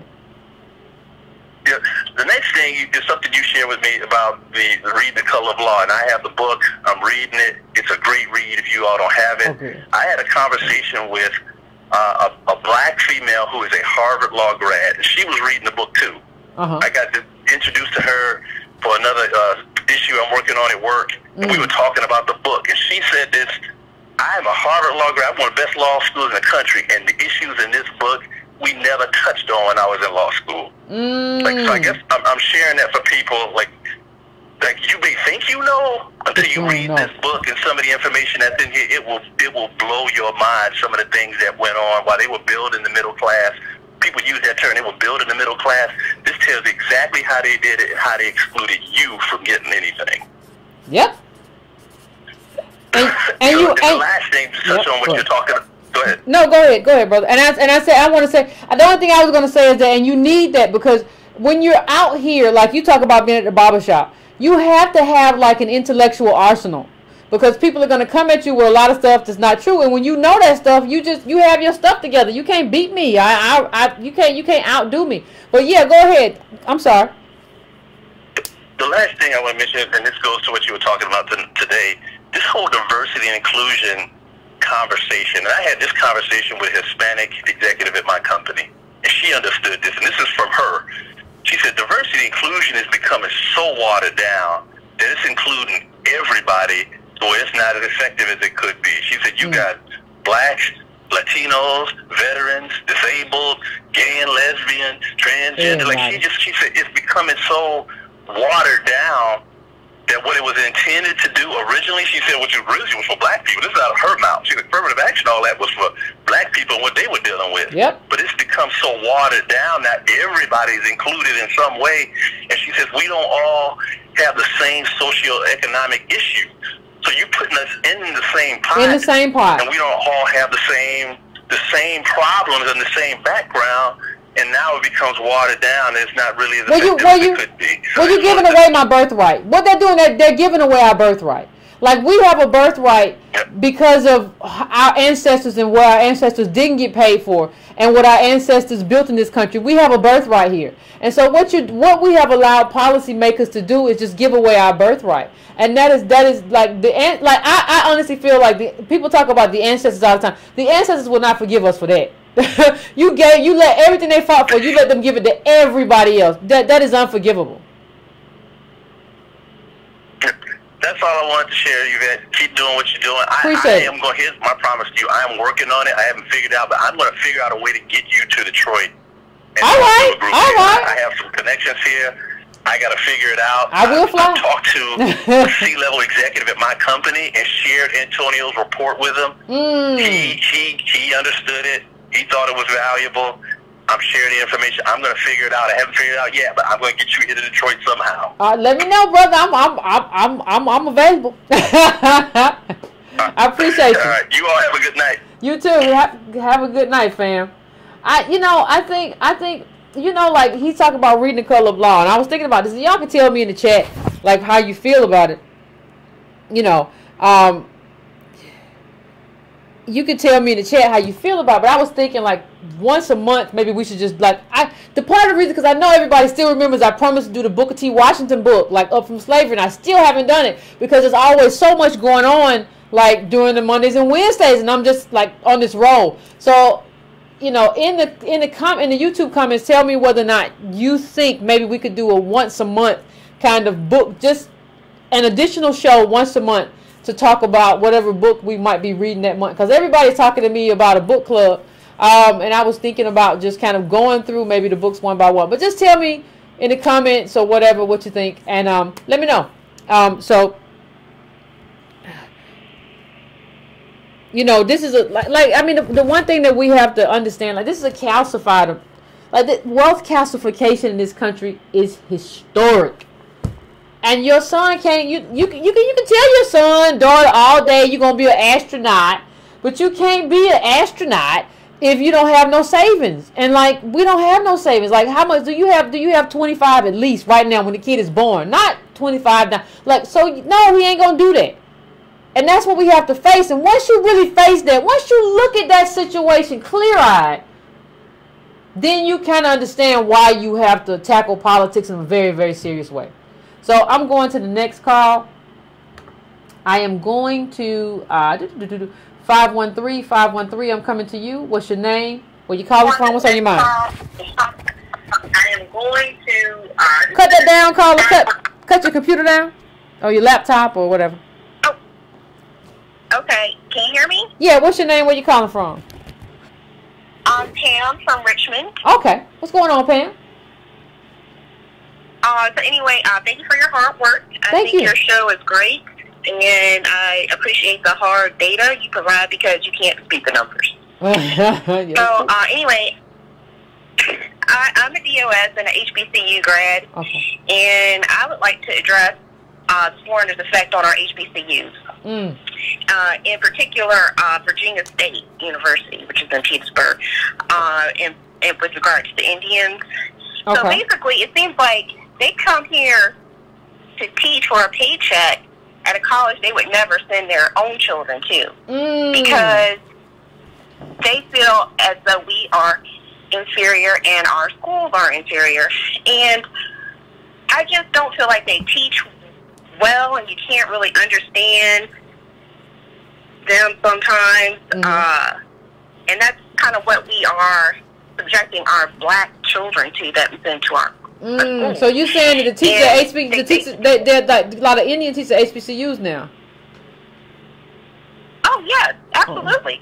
So they get hired. You let a few of them in, and they get in charge of hiring, and then they bring over other Indian people, their friends or their family, and it starts to get very hard for descendant of slave professors to even get hired at a black school.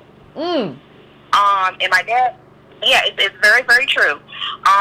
It's hard for a native black person that has a PhD to get hired at an HBCU, whether it be, an African is doing the hiring, an Indian is doing the hiring, an Asian is doing the hiring, because they have it all locked up.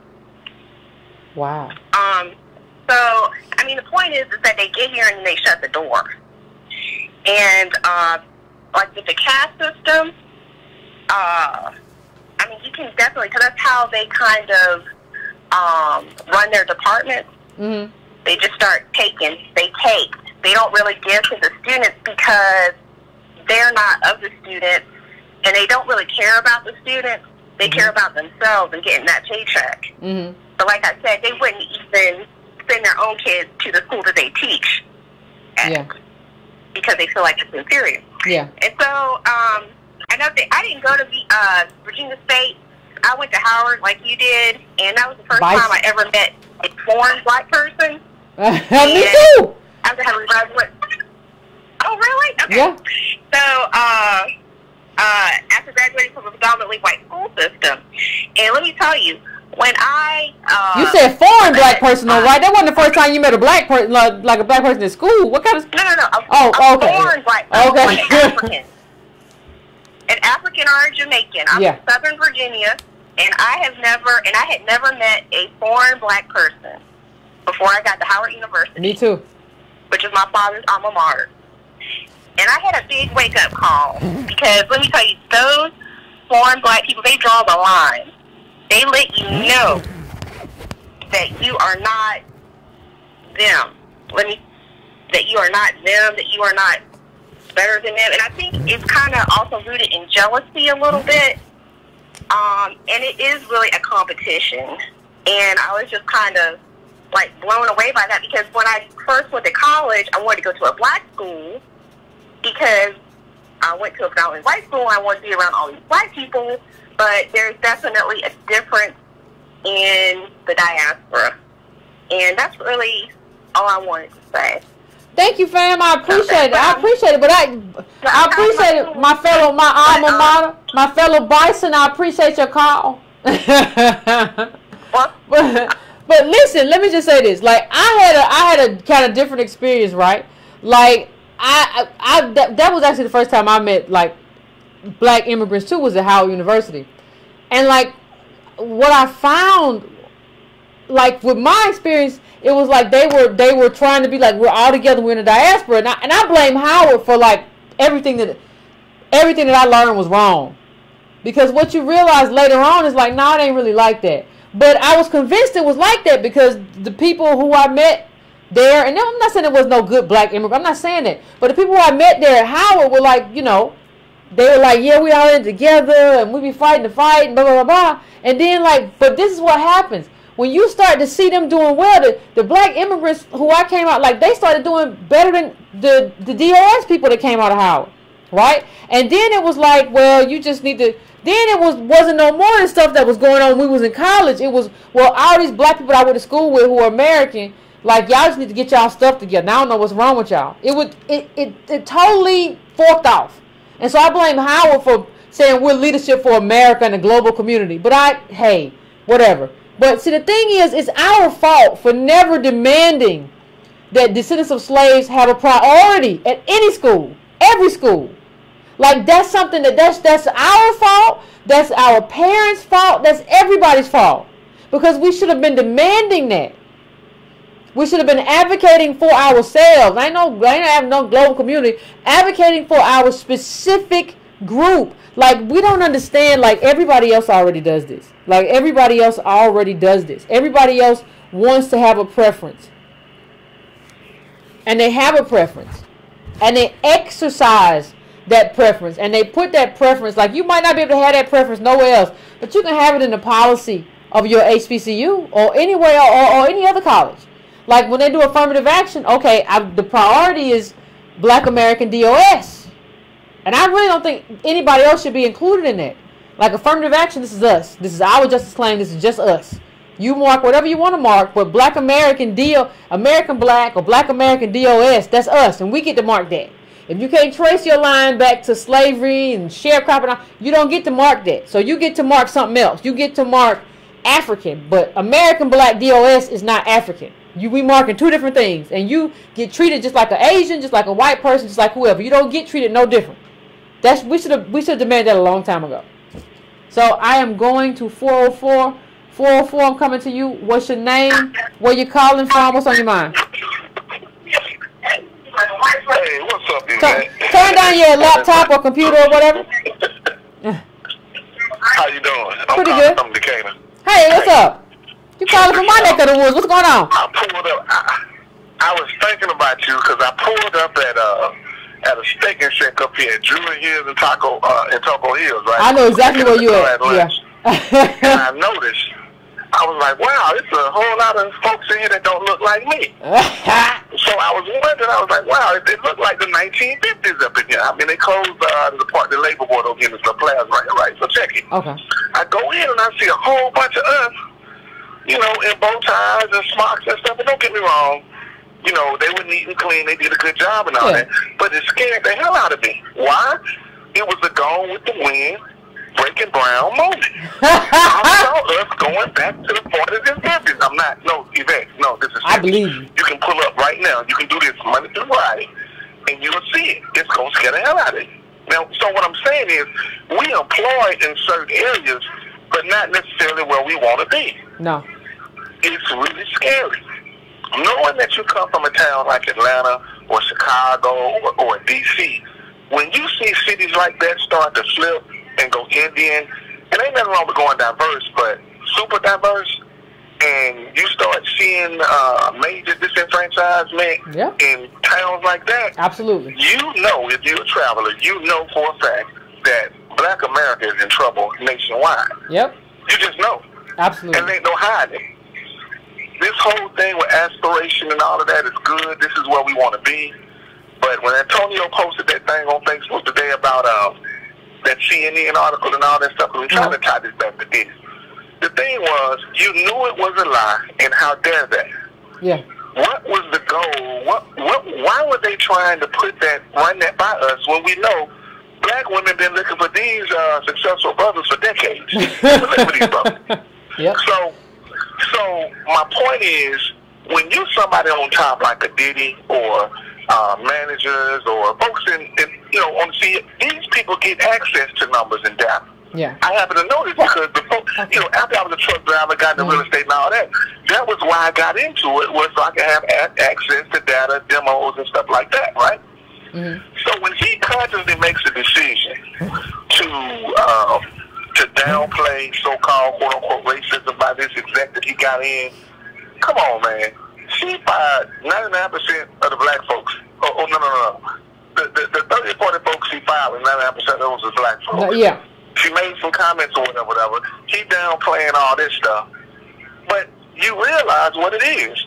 The few black people that got a couple of dollars, they think they got real money. They really think they don't need us. And it's a real decadent black veil, like y'all say. And it's scary. Yeah. Your people are literally selling you out, Yvette. They are. Oh, I know. I see it. I see it. Black media. Yeah, you. I'm talking about you, black media.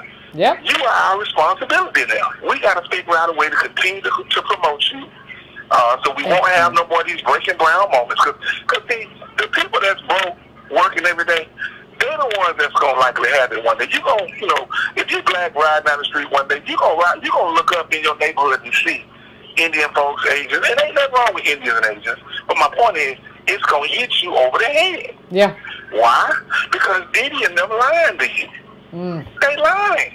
Yeah, everybody lying. Right? I don't know what to say, man. No, I hear you, bro. I hear you.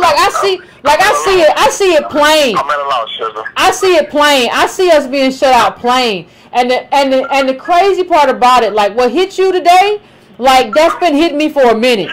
And it's the insanity of it is that I feel like not enough black people see it. Like I'm like, don't you see this? Like we just shut. No, what you talking about? We can all get. No, that's not what's happening. though. Ain't no all get nothing. It's them and that. Ain't no all get nothing. Yeah. So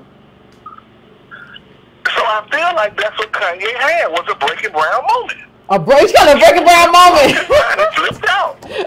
Yeah. Then he started trying to change. He started trying to rewrite his own narrative, trying to project a false narrative. That's what he was doing. Yep. He broke ground, Yvette. Yeah. But look, I love you. I love you to death because you're the only one on here telling us the truth. And we got to continue to promote you and Tone. We got to get those numbers out. And, just keep on doing what you're doing. The sisters right about these HBCUs, the Indians, they're taking over with no apologies. And everybody can be tribal but us. Everybody can go tribal but us in business. And that's something that we got to start thinking. We got to be honest, like you said. We got to be honest with ourselves because it's going to hurt. Yeah. It's gonna hurt. It's gonna hurt. But everything hurt when it, but it's gotta hurt. Medicine hurt. Everything hurt. So don't break ground. No, I'm not gonna do it, bro. I'm not gonna do it. I appreciate you. No, but I think too, like Kanye hit this wall. Like he was talking about Kanye. Kanye hit this wall. And he was like, there's no opportunity beyond that wall. And so, maybe the wall is that I'm black. And so I'm just gonna kind of try to reinvent myself and just wear a Trump hat and do all this stuff. You don't realize the only thing you're doing, Kanye, is driving yourself crazier. That's all you're doing.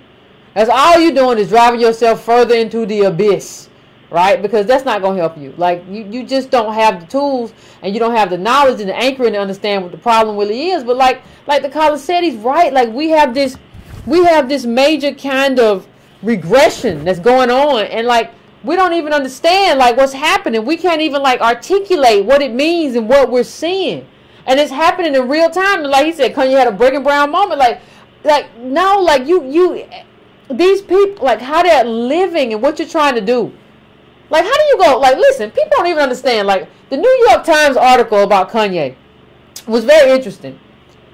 Kanye went from, I'm all about fashion, I'm all about wearing these little fancy clothes, I want to run fashion. I want to do fashion. To, in the article saying, you know, I want to be a kid again. Kind of. And the kids don't really care about what they want to wear, how it look. They just get up and put their clothes on. So wait. People don't want in debt. You don't want in debt, getting loans and stuff, do this fashion stuff, and then you just going to walk around looking like a sack of potatoes. And that's just because that's what you want to do. And you don't think there's anything really, really wrong with you. Like, I don't even think we understand insanity when we see it. So I think I'm gonna take a couple more calls. 717, I'm coming to you. 717, what's your name and where you calling from? Hey, Yvette, this is Sade from Newark, New Jersey. What's going on? How you doing? I'm good. How are you doing? I'm pretty good. I can't complain. Good. I just want to start off by telling you that I just really appreciate everything that you do. Thank you. Yes, it's just completely awesome. I'm the type of person that I'm very logical, and the fact that you just give out nothing but numbers, you don't argue with people, you just say, like, this is what it is, you can find it here. As a matter of fact, what I really appreciate about you is that you say a lot of things that I say, which is the one thing that you say is, you don't have to believe me. Go look it up for yourself. Yep. Yep. And that's one of the, you know, I want to talk about a couple of things, but that's one of the things I just really appreciate about you, that you tell people, like, look, you don't have to believe it. Anything that I say, just go look it up for yourself.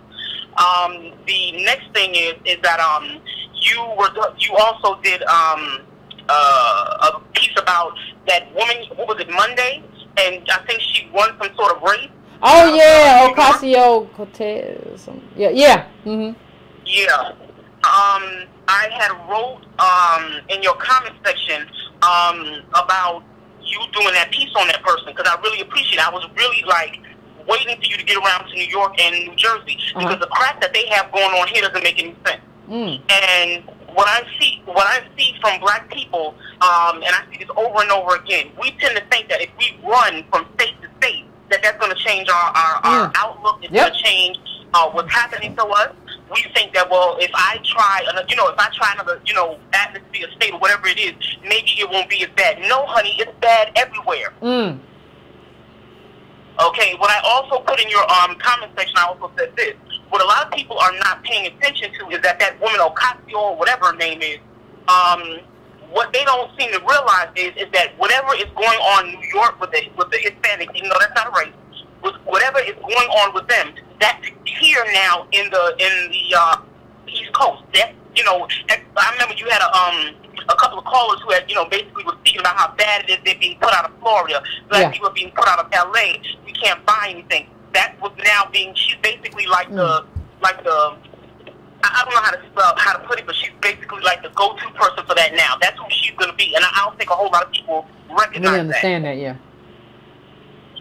So all the stuff that you see that's going on in LA, I tell people every day, like when I look at your show, I basically relay back what you have said, and I tell myself, if you don't believe me, you can go look it up. Because what you guys don't understand is that what's coming. You think you have it bad now.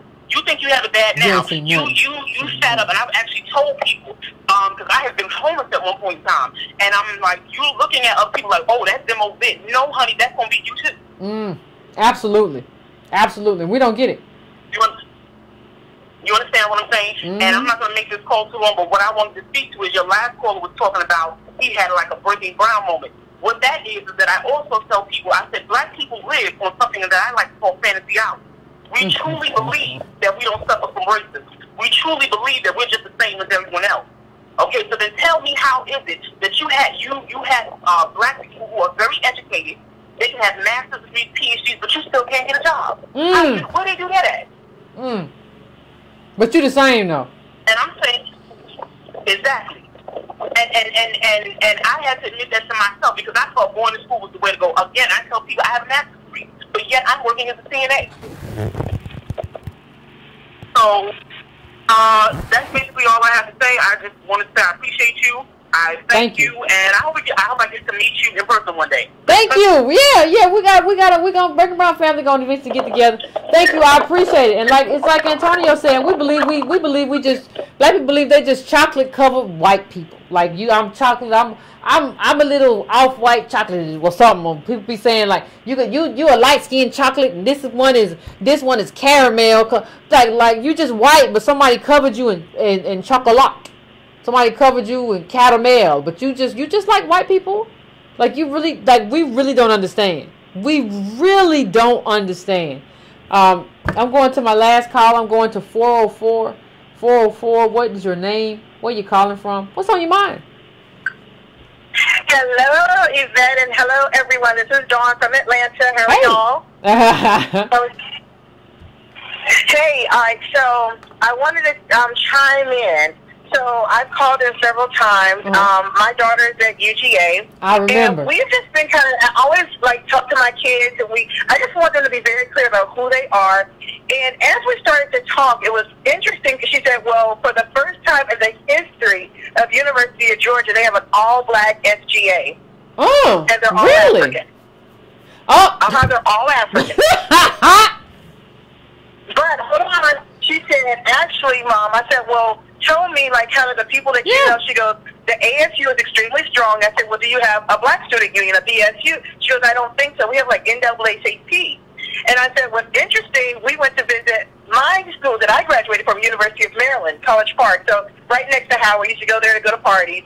And when we went to visit, the ASU is extremely strong. The BSU no longer exists. This is at my college. This is at University of Maryland, College Park. It doesn't exist anymore. It's completely flipped. And so as I talked to other students, so the valedictorian from our high school went to Brown University. He's at Brown. And so they're all just finishing their freshman year. And I was talking to the mom, and she said it's really a hard adjustment because he's the only urban black kid, descendant of slaves. All the black people are from suburbia, and they're all from other countries. Man, listen. So, let me just say this. Let me just say one thing, Carl. Let me just say one thing. I understand how when I was in college, I was in the student government at Howard University. I helped bring what was it called? Like the African Student Union, and there was also an Immigrant Student Union. I helped. There were two people who I worked for to bring them a president and a vice president. The president was from Guyana. The vice president was from America. I helped run their campaign to get them in office, and it was a DOS they were running against, but he was a prick. He's in jail now. But I'm just saying, like, I understand, like, to not be able to see. Because America builds you up to not be able to see. No, you're absolutely right. But when you do see, it's hard to unsee. And so, but what's interesting about all of that, so my son right now is, he's a camp counselor at Georgia Tech for the summer. He's a rising senior, mostly African or West Indian. So what I'm trying to tell all of you is that when we talk about being political and caping for our own tribe, I'm going to tell you that it's going to get very difficult because they're already in positions of power. So what's happened is that we've almost lost any kind of competitive edge or way to get in because they have become so strong in education and academia and some of the more select schools and non-select schools, just schools in general, colleges and universities, literally it's the majority. And that's literally, my daughter was like, Mom, actually when I think about it, the majority of the blacks on the University of Georgia's campus are of African or West Indian descent. I'm a minority as a black person there, as a descendant of slaves. Everybody I talk to, they are minorities in a lot of these big universities. So we really have to think about when the last caller was talking about not getting hired and people being tribal. I mean, I'm terrified for my kids because it's going to be very difficult for them to find their way because the people that they're going to be going to jobs for are going to be Indian, they're going to be West Indian, they're going to be African, they're going to be white, they're not going to be descendants of slaves. You're right. And on top of that, the public education system is so corrupt, and they're really not there to teach our kids. So the ones that are, of course, getting hurt the worst are the descendant of slave kids. But the West Indian and the African, we've already talked about the data. They have the most wealth when it comes to the black people, or new wealth when it comes to blacks in America. So they're finding a way to make sure they're in better schools and that they're educating their children. So it's only going to be a trend that's going to continue to move in their direction and away from ours. Yep.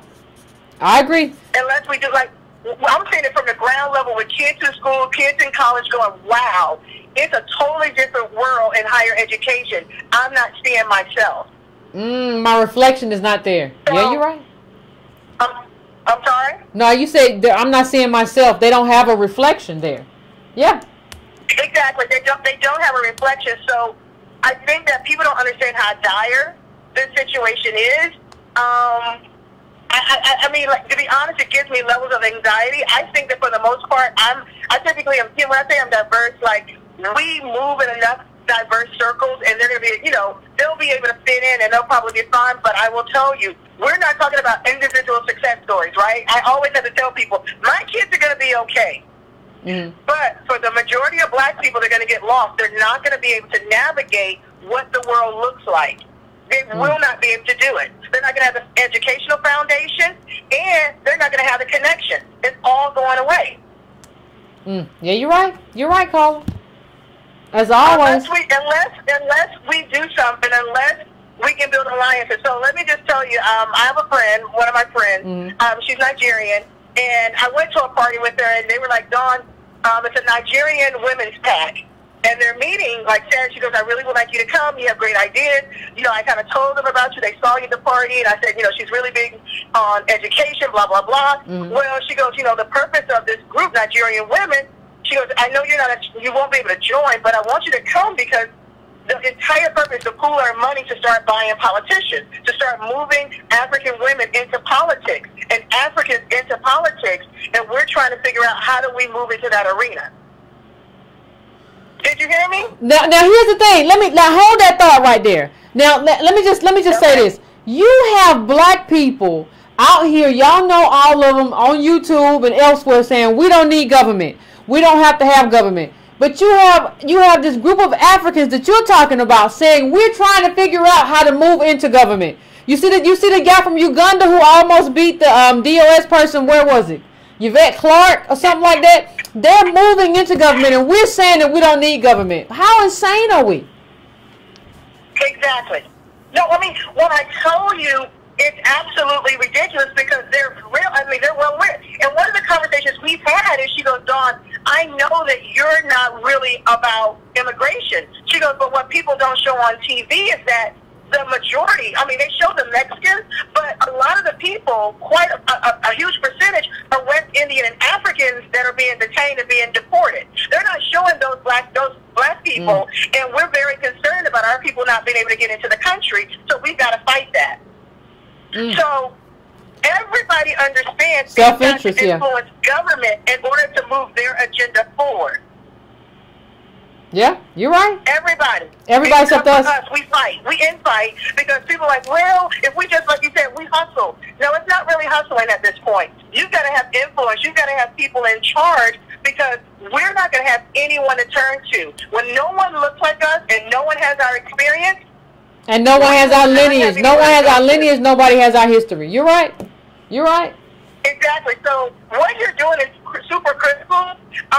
But you know what? It's one of those things where, you know, you try to talk to people and say, pay attention to what's happening.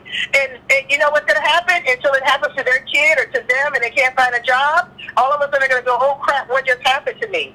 Yeah. And then it's really going to be too late if we don't figure out how to do something like No, you're right. You're right. You're exactly right, Colin. You're exactly right. I appreciate it. I appreciate you calling in, but you're exactly right. I want to thank the caller for calling in. Listen, like, I can't say this enough. Even at Howard University now, I relay that story for a reason. Because now Howard University has a lot of black immigrant leadership. Just go look it up. And so what I want to say is, one thing that we have to get comfortable with, black people, is changing our minds. Like, when you come across new information, it is okay to change your mind. I used to have that view too, where we all, you know, we in this together, and like, you know, and like even during the early years of the Obama administration, well, we in it, you know, ain't they picking tomatoes and we don't pick tomatoes? Ain't that what it is? Because that's what everybody says. And so, but when you start looking at the data, that's why data is so important. When you start looking at the data, you realize, like, nah, that's wrong. Like, I'm being propagandized. Propaganda is a hell of a drug. Propaganda is a hell of a drug. But when you start investigating these issues on your own, without the media, like devoid of the media, just like I have a question, I'm going to try to figure it out on my own. I'm going to access a set of data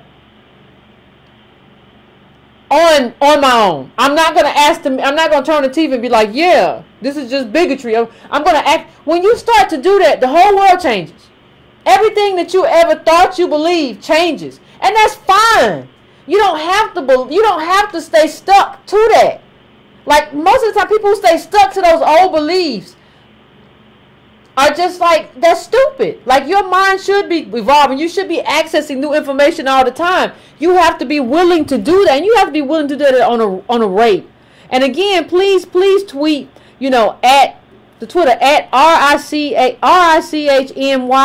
And at CNN, and tell them that story was basically propaganda. That story from the American Enterprise Institute does not reflect the true condition. And you can go look at Antonio Moore's Twitter and Dr. Sandy Darity's Twitter feed to like give you all the ammunition you need to just like go at these people and be like, you can't misrepresent us that way.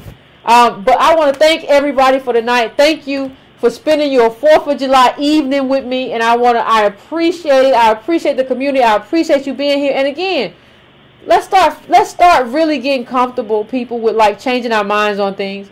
Like, we just got to do what works, and what works today may not be what worked yesterday. You can believe something today. I changed my mind. If I don't personally invest in ideas. If it works, if it's true, okay. If it's not, then it's not. I don't personally. You got to take yourself out of it.